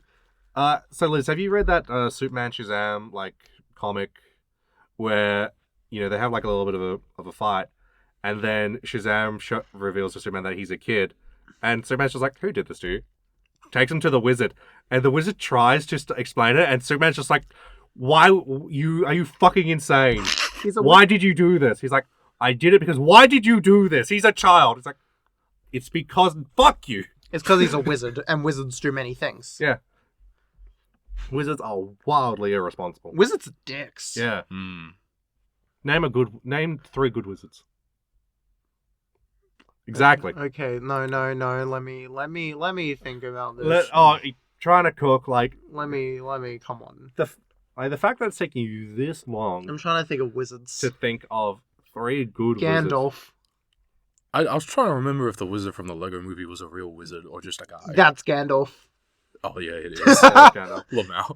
Gandalf's a pretty good wizard. I'm trying to think of other wizards I like. He's a little bit, mischievous, but like. I mean, sure. What wizard isn't a bit mischievous? They're wizards. If you had a little bit of magic, you would be a bit mischievous. I'm trying to think of other wizards in manga. Gandalf also is just like, hey, Bilbo, I'm going to invite 7 strangers to your house. They're going to be rowdy and disruptive, and I'm going to peer pressure you into coming on a journey with us. Itchy the Witch. Love that guy. He's also an arsehole. Yeah. Third wizard. Let's think of wizards. No, he's not a wizard. He's a witch. Yeah. He doesn't care. Fuck, my third example is also a witch. Yeah, I was like, I just don't know wizards. Yeah. You know what? Yeah, wizards are dicks. Yeah. They'll turn you into a girl. Yeah. Just for the lols. Yeah. To be fair, Loki's a kind of wizard. Yeah. I mean, Loki's a god. Yeah. But like a magic god. Yeah. What gods are magical? What gods are magic? No, but like Loki's specifically a mage. Sure. Because Thor's a guy that hits you with a hammer. Yeah, but there's some in. Okay, I did kind of like in Boku Girl, Thor's just a little guy. Yeah, just a little guy. I was like, because when Loki was scared of the lightning, I was like, oh, this Thor guy must be big and scary like Takaru. No, he's a little big guy. Yeah, I was expecting like a fucking like a chibi. For Thor, I was expecting like a Yujiro type guy to come out. Oh yeah, a Biscuit Olivia type motherfucker. Mizuki, watch out! But then it's like, nah, it's a baby. He's a little guy. He's all right. The bit where Mizuki becomes a guy for like 10 minutes was really funny because it does nothing. Yeah. It means nothing. Yeah. It's really funny. Yeah. But, my friends, we must move on. Yeah. Now we have the smaller stuff, which is it strange to feel dysphoric after coming back from an isekai? By Twitter user at Squipkechi. Right. Squipkechi. Sure. So what do we think of this one? It's cute. It was the first thing I read, so I can't really remember if I'm being honest. But also, our running theme with these one-shots will be I don't really have much of an opinion because I couldn't sit with them for enough time. Mm-hmm. Yeah, But that's an issue I have with just any one-shot. Where I'm I want to see more. Because this one had the interesting idea where I was like, the Genderbend Isekai is a genre that exists that I don't think does enough with it. Because when compiling this episode together, I was thinking about doing the something transformed into a total fantasy knockout anime. Oh, yeah. Which is another Genderbend Isekai, which I think actually does something with the concept. But again, not enough. Yeah. So this one shot feels like it comes from that place of being kind of frustrated with that concept. And being like, what if we take that and pull it back? Yeah. Because this one, I did think it was interesting that it was at the you don't actually see the isekai. It's just this is after it's finished. Yeah, and Beyond Journey's End, if you may. Whoa. Well, I do understand what it's going for, and I do think, that's a cool idea. My only kind of fault with it is that due to its nature of a one shot, it's like you are talking about all this grand experience, grand adventure that you went on where you were forcefully transitioned into a girl for that adventure, and now you're coming out and you have gender dysphoria. I'm like, I feel like this would have been a bit like stronger if there was time spent in that isekai world where we understood, where we saw that first, like, how you feel about being a woman in this world, and then, then seeing, oh yeah, this is what you take away from it once you've left. Yeah. So like, if it was a 2-shot, I mean, like, I feel like that would have been like better. But like, as it's in its nature of a 1-shot, I'm like, no, it does what it wants to do. Does a good job with it. Yeah, the limitations it has is in its length. Yeah. Also, the Twitter reader fucking sucks. Yeah. Why'd it get nuked off Manga Dex? At least it's readable. Why was this nuked? Well, at least it's readable. Yeah. It is readable, but I fucking hate it. Well, I mean, like, you can read it. Some things is just... Oh, yeah, sorry, yeah. I thought you meant it's readable as in, like, I guess you can read it. No. Yeah. But yeah, like... I thought like it was cute. I feel like, out of all the things that we have consumed, it is like one of the few that I'm like, oh, this is trying to be queer. Yeah, no, it's explicitly. Unlike every Japanese thing we read. Naru Hi felt like it was being a bit more queer. Yeah, that one, sure. Like, that one was being a bit more queer, but like, for the most part. Yeah. It's like, okay, everything else is just force femme content. This is an actual queer 1-shot. This is someone discovering themselves. Yeah. Which I appreciated seeing in the context. This was mainly just brought on for like a nice palate cleanser. Yeah. We got a lot of Well, maybe I shouldn't have done it at the start. not actual queer stuff, and then I was assuming you do it at the end because it's so short. No, it was one of the first ones I did as well. Oh, Yeah, I did it yesterday. I did it as the first one because I was like, it's on Twitter. Oh, I can read this Actually, now. yeah, I forget if I did this before or after Boku Girl. But it was either the first or second thing I did. The other 1-shots I did last. yeah. Speaking of which, we got Woke Up as a Girl Syndrome by Fujimoto. Love that guy. That was funny. Fujimoto keeps hating his own characters. I love you, Fujimoto. Why the fuck do you hate? I feel so bad for her. Yeah. I feel so bad for her. Okay, so this started a discourse like a few weeks ago where people being like, trying to be like, oh, there's one way to read it. But I'm like, there's like 20 ways to read this fucking 1-shot. Yeah, Where there's, people- there's the physical, there's Manga Oh, decks. shit. You can read. I was trying to make a similar bit, but I was going to be like, you can read it right to left, you can read it left to right. Yeah. But you get what I mean, where it's like, some people are like, oh, it's a Genderbend trans femme manga. But then it was like, then the discourse was like, no, you fucking idiots. No, it's just a man trapped in a woman's body. It's a trans mask manga. And I'm just here like, it could be either.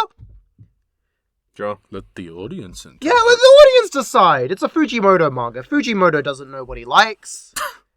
He likes mean women. Yeah. That's it. Yeah. That we know for sure. He likes everything else bit up in the air. Like, He likes that one character design he keeps reusing. Yeah, because she tipped over his bike or something. I don't know what the story was. Yeah. yeah. He's used that same character design 4 times. So Yeah. funny, that story. Yeah, but like, it's cute.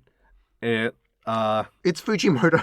There's Fujimoto, he kind of goes at a breakneck pace, which again, because it's the 1-shot, you kind of needs to. Oh, did you guys watch the anime adaptation that came out recently for this? How was I supposed to know that existed? Oh, whoops, my bad. I thought you guys heard about it. Nope. How would I have heard about this? Like, I do remember that, like, I'm like, oh yeah, some of the Fujimoto 1-shots are getting anime adaptations. I didn't know about this one. Oh, whoops. The anime adaptation's really good. Okay. It actually did something visually interesting with Fujimoto's style, unlike a certain movie that came out recently. Well, Damn. We're not getting into it. Was this an elaborate bit for me to talk shit about that Chainsaw Man movie? Kinda. You got shush up. anyway, the 1-shot that we actually did read,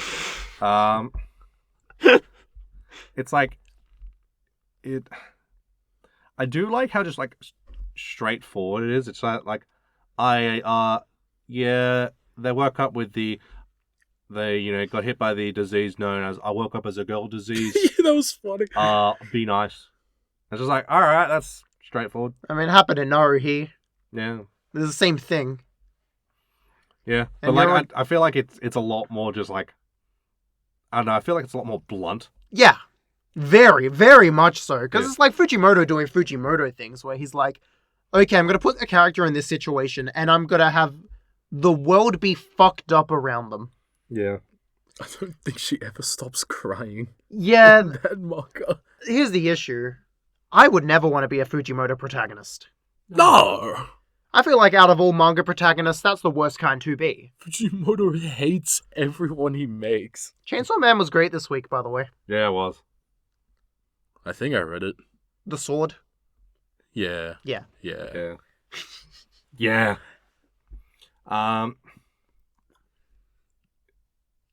It's just like I was reading and I'm like, this is, I'm up to date on Chainsaw Man. I haven't really read much else by Fujimoto, but I'm like, this is very, very just weird. I find it really interesting because Fujimoto explores the queer identity a weird amount.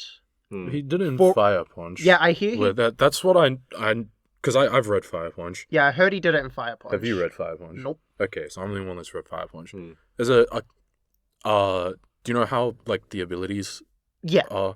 there's someone with like a regenerating ability who I think was in a woman's body, but they want to be a man. And there's a whole thing about like, because of the regenerating ability, if they like did like surgery or whatever to change their gender, then it would just regenerate back to what it was before. So they are stuck and they can't do anything. Fujimoto, stop fucking hating your characters. That's what I'm saying. It's been a while since I read Fire Punch, so I can't really remember the other stuff about it, but like that's their character. Yeah, because you got stuff like that, you got stuff like this. I still think Yoshida Chainsaw Man is pretty obviously gay. Sure. I forget it exists, so. But it's like, yeah, he, as a shonen author, he deals with like queer themes a lot more than you'd expect. Which I do find very interesting, and that's the kind of thought I wanted to put forward here. Yeah. Like, man likes to explore like a variety of stuff, and like he seen like in this one, it's like this is I think like I'm under the impression that it's done pretty alright, and like it's not like I do like that one of the like points of argument between the main couple is like, oh, you want to compet, and they're like, no. I respect him. I don't want to fuck him. I want to be like him. Not the compet. And they're like, no, we'll be lesbians. No, Takaru. Yeah. And like they just go like, oh yeah, oh, so you want to fuck my brother? No. Brother comes in and it's just like, oi, my girlfriend wants to fuck you. And him just like going, all right. Sure. I don't know what you want me to do with this. And main girl keeps crying. Stop crying. No. Not her fault. It's Fujimoto's fault. Yeah. Yeah. He's my goat, but he's my problematic goat. Yeah. One of many. Okay, For so, you. okay, so that's everything. Is it? No, Yeah. it's not. Yeah, it is. Is it? That's the last thing I put on the list. There's nothing else on the list. Hey, keen-eared listeners might remember something else being said at the end of the last episode. Where's my gun? Not here, because you live in Australia. Gun laws are quite strict. Where's my knife? Do I have a Okay. knife? I have So cables. the Chosen and the Changed. The Chosen and the Changed. Which is Liz's comic. Webcomic, yeah. Webcomic, yeah. I'm gonna kill myself. Why did I do this? Why? You're the one that you're put the it one. on. We. This is all on me. I'm stabbing myself, being like, why did Pat do this? Yeah, I think. Stick the stick in the bike, tip over. Why did Pat do this? Yeah, it's like was trying to workshop a bit where I could suggest this for something. I preempted And then she just hands you a loaded gun. And then Liz doesn't hand you a loaded gun. I'm like, how can I shoot Liz with this? Liz just goes, "Oh, neat gun you got." Points at herself, bang. All right. Okay, chosen the change made by me. I'm pretty sure it started in 2019. It's been on hiatus since 2022. Yeah. Yeah, I could see. I'm a university. I used to be a university student. I've recently graduated. There's been 0 updates since the last time I read it. I've recently graduated. Maybe back off hiatus once I get a real job. Artist is Kano. She's cool. She's good. She has a nice art style. Yeah. What did you guys think? I had the exact same opinions as I did the last time I read it, which was like not much. No. Like, there's not that many pages currently available, so there's not like that much to dive into. Yeah. Because like, I do think that like, as a start, it is good. It's like cool. This is a neat idea, and like it's kind of like starting off all right. My only problems is just like, well, because of how short it is and what has been shown in this small window, it doesn't flow that well. Yeah, because there's a lot. It's at this point it was all set up. Yeah. And I felt like the next batch of pages was gonna be like the first real thing. Yeah, because like my bad. Yeah. Because like the structure is like, oh, here's like transformation, introduction, and then like, exploration, ends on the point where it's going to go further. Yeah, because that is the structure, but like the actual, the story bits like, oh, introduced to like, oh, he's like this kind of magical shop. Wizard that makes you trans. Gives you magical item that transitions magical rock. The main character goes to uni, meets their roommate, and like they start hanging out, and you then get the roommate's backstory. Yeah. And like them talking about how like their transition and all that kind of stuff. I think I did that a bit too early, but yeah, because it's like that's a extended chunk. Like I feel like it's pretty big. That's a sizable portion of what is available. I think I did 4 chapters. Yeah. Before I went on hiatus indefinitely. Yeah, and then it's like, okay, cool. You did that big backstory, like, dump on not the main character. Yeah. And then you're like, okay, cool. Well, now we're going to... The main character's still kind of like exploring, like, oh, yeah, get new clothes, all that kind of stuff. Meet the friend. They're like, oh, so when did you decide to be trans? Oh, I'm not trans. I'm just forced to be a girl. End. It's been 2 years. 3. Yeah, 3. Almost 4. I'm bad at math. All I'm saying is I originally went on hiatus because the year I went on hiatus, I did my major production. And you guys knew me during that year. I did not have any free time. No. Yeah. I was literally doing work every fucking free second I did. Yeah. Yeah. Every year after, I have no excuse. Yeah, like, so it's like, my just issue is just like, okay, you explored the backstory of a side character, and while sure, the nature of the story of like, oh, you're given the item that your true heart desires, and that transitions to them. To me, I'm not, because of how it currently is, like, hey, it doesn't have much. It doesn't have much, but like, it might change of just like the 2 other characters going, oh, so you're trans, and the main character going, no, I'm not. And then, and like the read I got from it was like them going, okay, well, no, we're going to kind of help you explore of like, no, you like, if this is what you got, then you probably are trans. And I'm kind of looking at that and I'm like, I don't, as someone who hasn't had the trans experience and has had like 0 queer experience, I'm not, to me that kind of reads as like, oh, we're going to tell you and teach you what you are.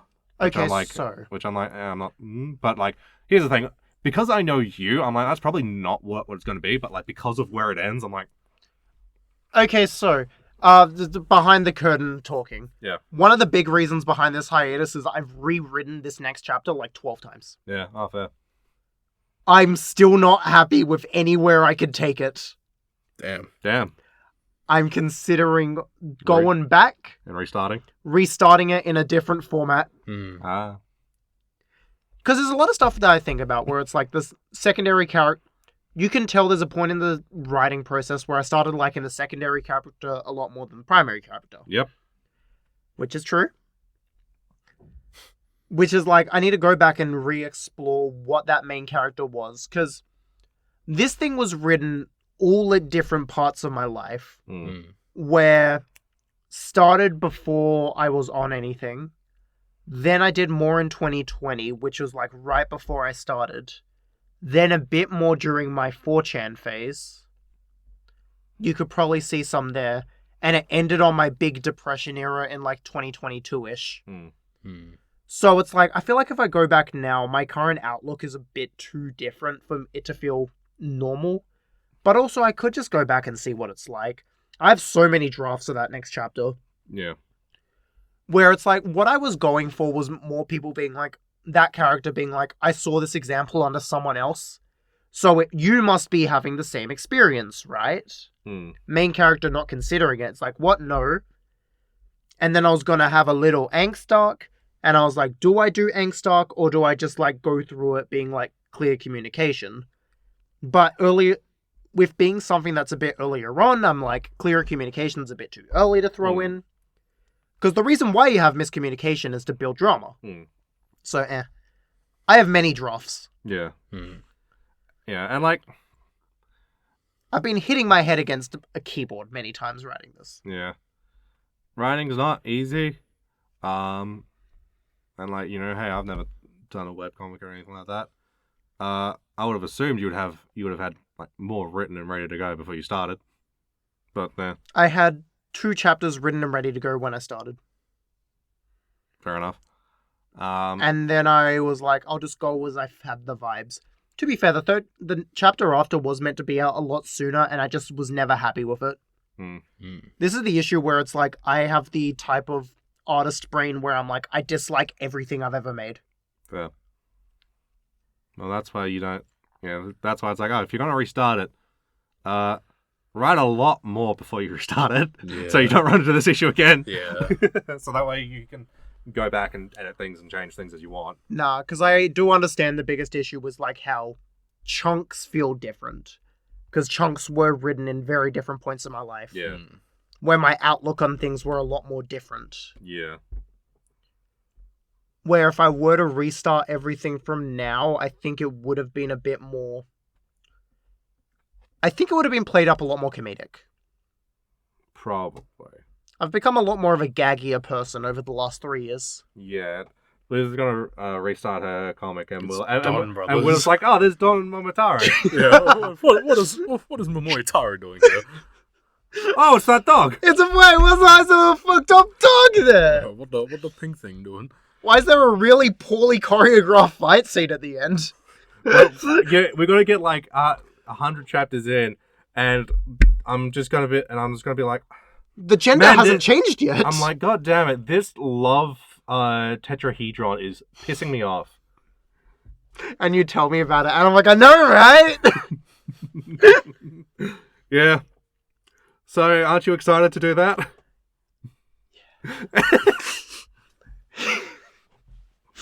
So what I'm saying is when I get off hiatus, expect it to be a lot like Don Brothers.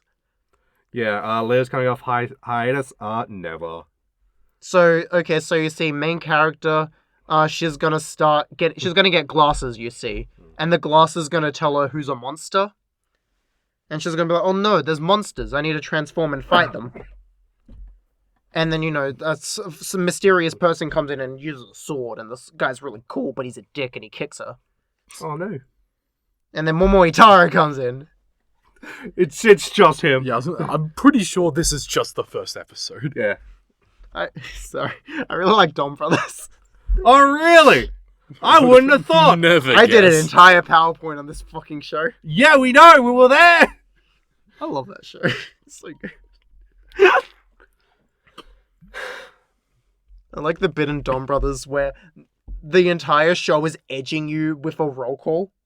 They don't do a roll call until episode 40. They get halfway through the roll call, someone interrupts them, and they're like, hey, that was our first roll call. That's so rude. Yeah. And then they only do the roll call in episode 50.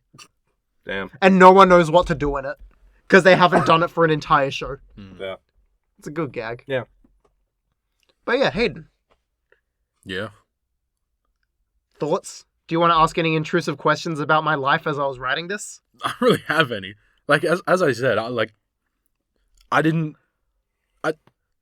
like, yeah, this is a thing that exists. I feel like I would just need to see more before having an opinion. Yeah, the reason I didn't send you guys my draft is because my drafts are kind of like fucked right now. Yeah.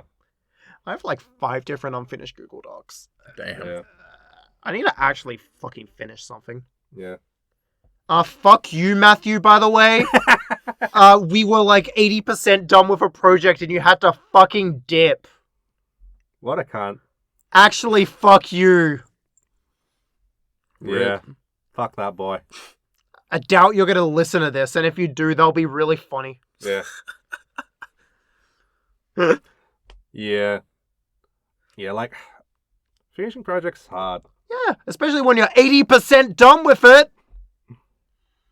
Yeah. Sometimes the last stretch. For me, it's normally the start. Yeah. Like, And by start, I mean like the first 5 paragraphs. God, I've been working on this fucking idol story for like the last 2 months, and I'm a paragraph in because I'm never happy.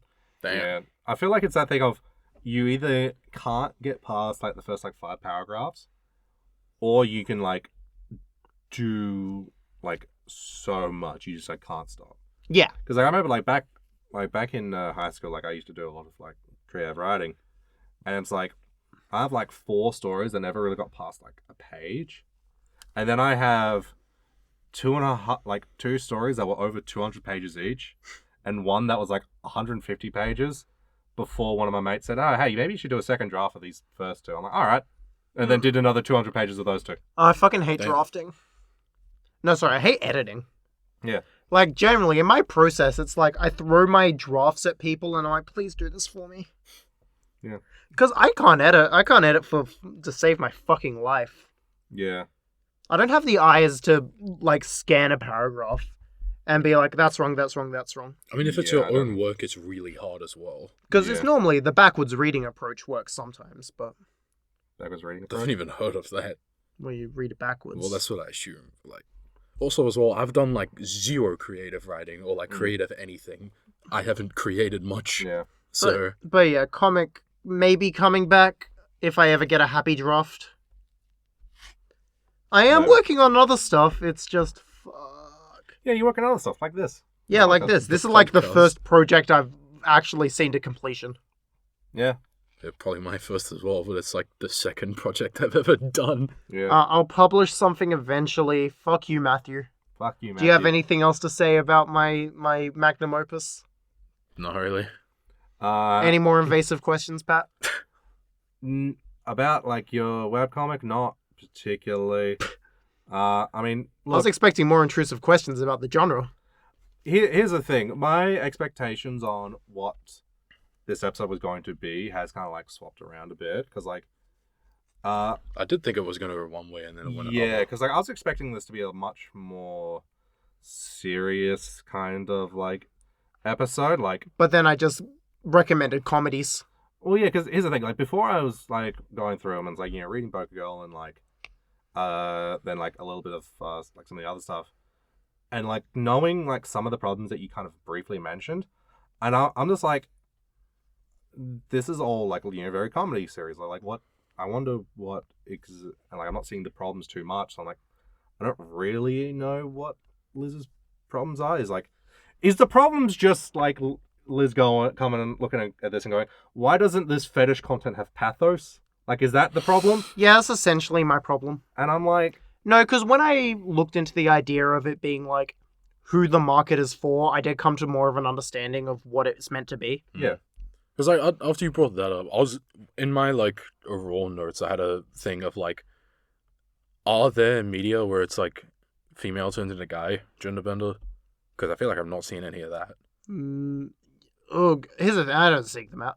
There's Maho Shoujo Ore, where it's the twintail setup, except they turn into buff guys. I think I've seen that, yeah. Not like that's the whole only thing. example I can think of. Yeah. Yeah, like I feel and like... that's the gag being like, oh, they're big muscular men in dresses. I feel like I have seen it, but I can't think of anything. And like, honestly, the only things I'm thinking of is not Genderbend, but like body swap. Yeah. We're not getting on. But I fucking hate body. No. Actually, no, I hate body swap when it's used under the Genderbend tag because I'm like, that's not what I want. Yeah, like, hey, look, when I read Genderbend, it's for like, the cute boys turning into cute girls, right? Because hey, that's some good shit right there, right? That is good shit right there. Like, that's what I've been waiting for. I'm not gonna lie, I like a little bit of force femme. Yeah, sure. I was gonna say there was another note as well that I put down of like, are there any like, because I feel like all the ones we read was like an already sort of feminine man turns into a girl. Was there one that was like someone that was a lot more mask looking? I mean, Naru Hi guy was a normal looking guy before turning into a girl. Yeah. That's like the only one I can like. think of. Yeah, Cancer and Twintail, like the guys are pretty regular. But I'm not counting those because they're not like full on switched. Yeah. When Naru Hi, it's like, that's a normal guy. Yeah. Become girl. But there's no like Takaru become girl. Yeah. It's like fair enough. And like the only things I can like think of is like this one like cross-dressing manga that I read where like there's only like 2 chapters of them, but like they meet like the captain of like the karate club or some shit, and they realize that he actually like wants to be, you know, feminine like the other like cross-dressing dudes, but he's like, no, I'm too like, you know, big and bulky, I can't do it. And so they have like do a makeover for him and like make him like look very feminine and like, oh yes, we'll make you look like an older sister instead of, you know, us looking like, you know, younger girls. And then like they come back for like a few chapters.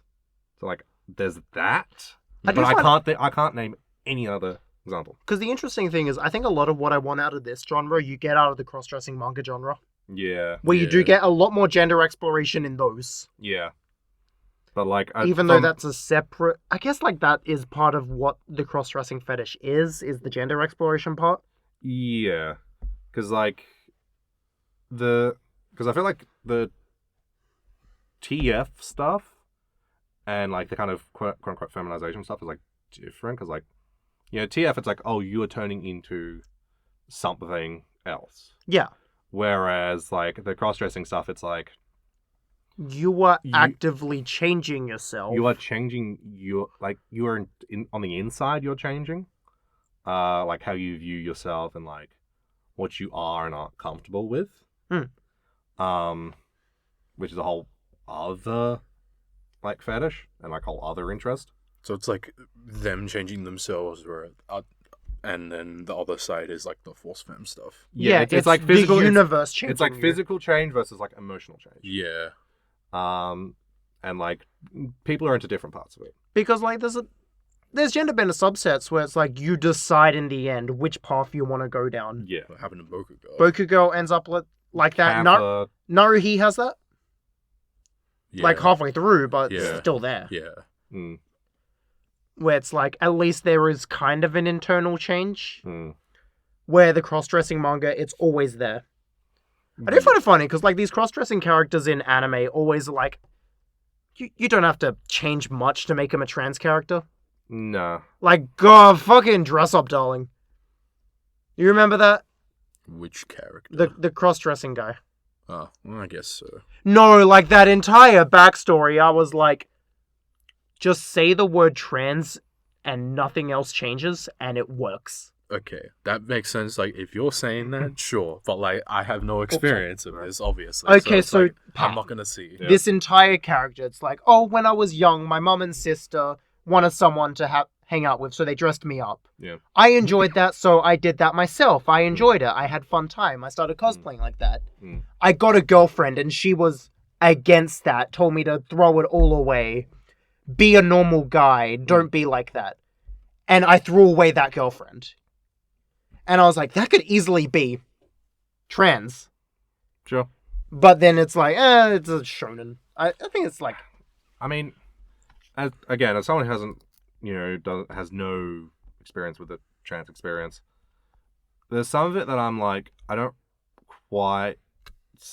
I'm not able to kind of at a glance tell the difference between, like, what is something challenging, like, gender norms and something being a trans allegory.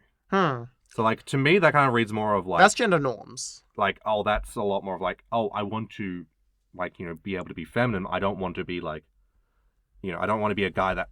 Like, I want to be a guy, but, like, I don't want to be masculine. Like, my gender identity is still male, but, like, I just don't identify with being masculine. But, like, I don't really know how that's different from that to being, oh, I don't want to be a man. Yeah. Like, I wouldn't be able to really clock that. As I say, it's a very negligible change to make it work in that context. Yeah.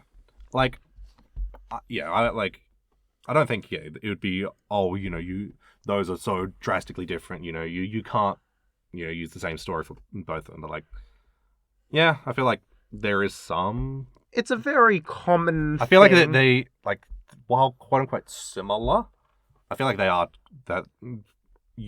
since they're talking about different quote-unquote elements of, like, the human experience, like, yeah, there's value in having both of them. Yeah, I mean, there is value. It's just always like, this is the better gender exploration than the manga where they turn into girl. Yeah.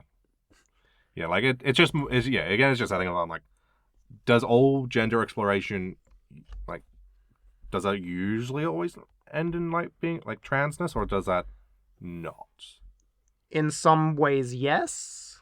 Ish. Don't cancel me. Yeah. In some ways, yes. This is kind of where I lead into it. Oh, I'd view it. Yeah, because, like, in media, I always see, like, oh, yeah, gender exploration doesn't lead to trans, but, like, I don't know many people in real life who do gender exploration and don't at least go to either, like, being trans or, like, non-binary or anything like that. Yeah, because it's like... I've never met a cis male who explored their gender and came out with anything other than, like, oh, I want to wear jeans I'm just a guy.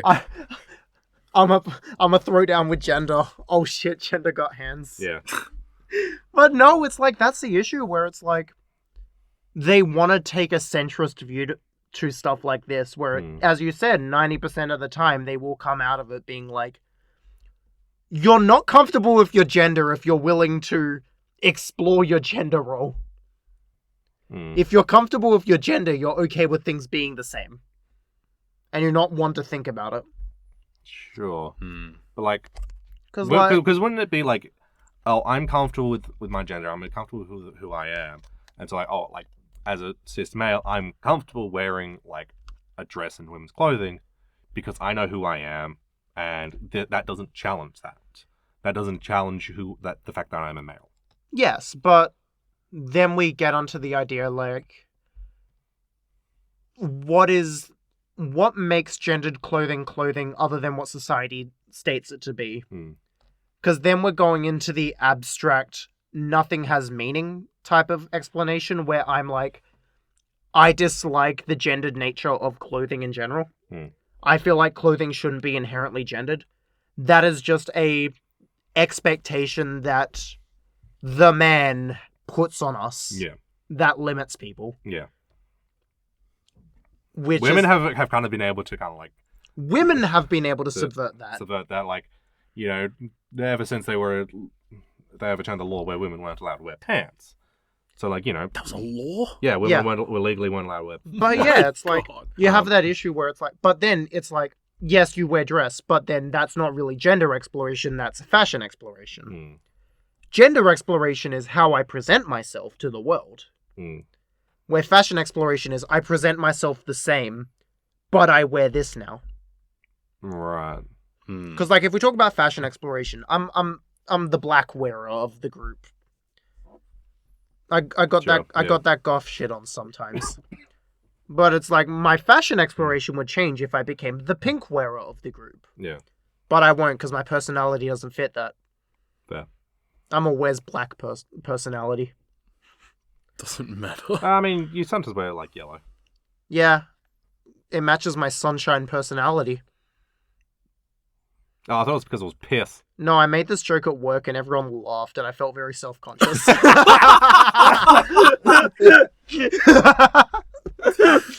Yeah, I was like, wow, I saw these yellow shoes I really like. I think it matches my sunshine personality. And then everyone laughed. Oh, that. I actually got so hard. That's unfortunate. Also really funny. Yeah, I know. Well, yeah, it's an interesting thing to look into. Yeah. Fucking hate body swap as a Genderbend substitute because I'm like, oh, you're not building anything. You're someone else now. Yeah, like the body swap stuff I've seen, like Less drama. They don't do anything as a gender exploration. I remember watching like a couple episodes of was it Kokoro Connect? Actually, Pat, being John Malkovich, I haven't seen it. oh, that has gender exploration. But yeah, I remember like in Kokoro Connect. Yeah. Like there's like these 5 mates who they kind of do a bunch of body swapping, and I think one of the girls she's quite scared of men, and she swaps into one of the dudes' bodies. And she's like, oh, I'm kind of, I don't know how to protect myself, not seen this. protect myself and stuff like that. So the dude who's in her body just goes, all right, guy comes up to you and you don't want to deal with him. Then just fucking full on football kicks him in the nuts. And she fucking hits the floor. And as soon as she hits the floor, they swap back. And she's like, oh, for that half a second, that felt really bad. Now I know what to do. And he's just on the floor dying. He's just like, God damn it. No. You're welcome, I guess. I haven't seen this, but I know of it. Yeah. For gender body swap stuff, sorry. Yamada-kun and the Seven Witches? Yeah, I've seen it. Yeah.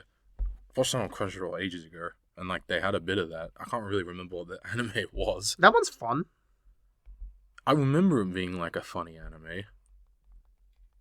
I'm looking it up to see if I have seen it or if I know of it. I'm going to imagine not. Yeah. No. Don't know that. Yeah, that one. But yeah, what is gender if not something that the Catholic Church put on us to oppress? Damn. Yeah. That's freaked up. I mean, That's what the Catholic Church did back in the day. Damn.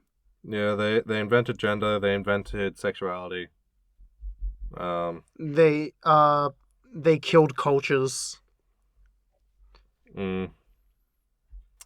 Yeah, the Catholic Church, Not great. Kind of dog shit. Well, guys, do we have anything else to say? I don't think so. Any more questions? Not really. Because I got one. Gender. I hardly know her. And my other question is, Hayden, Yes. where are we going next month? So, this month, we explored some of the greatest gender benders in history.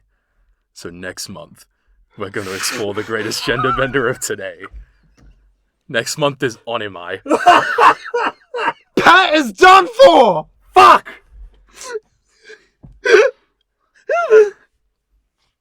Look forward to it.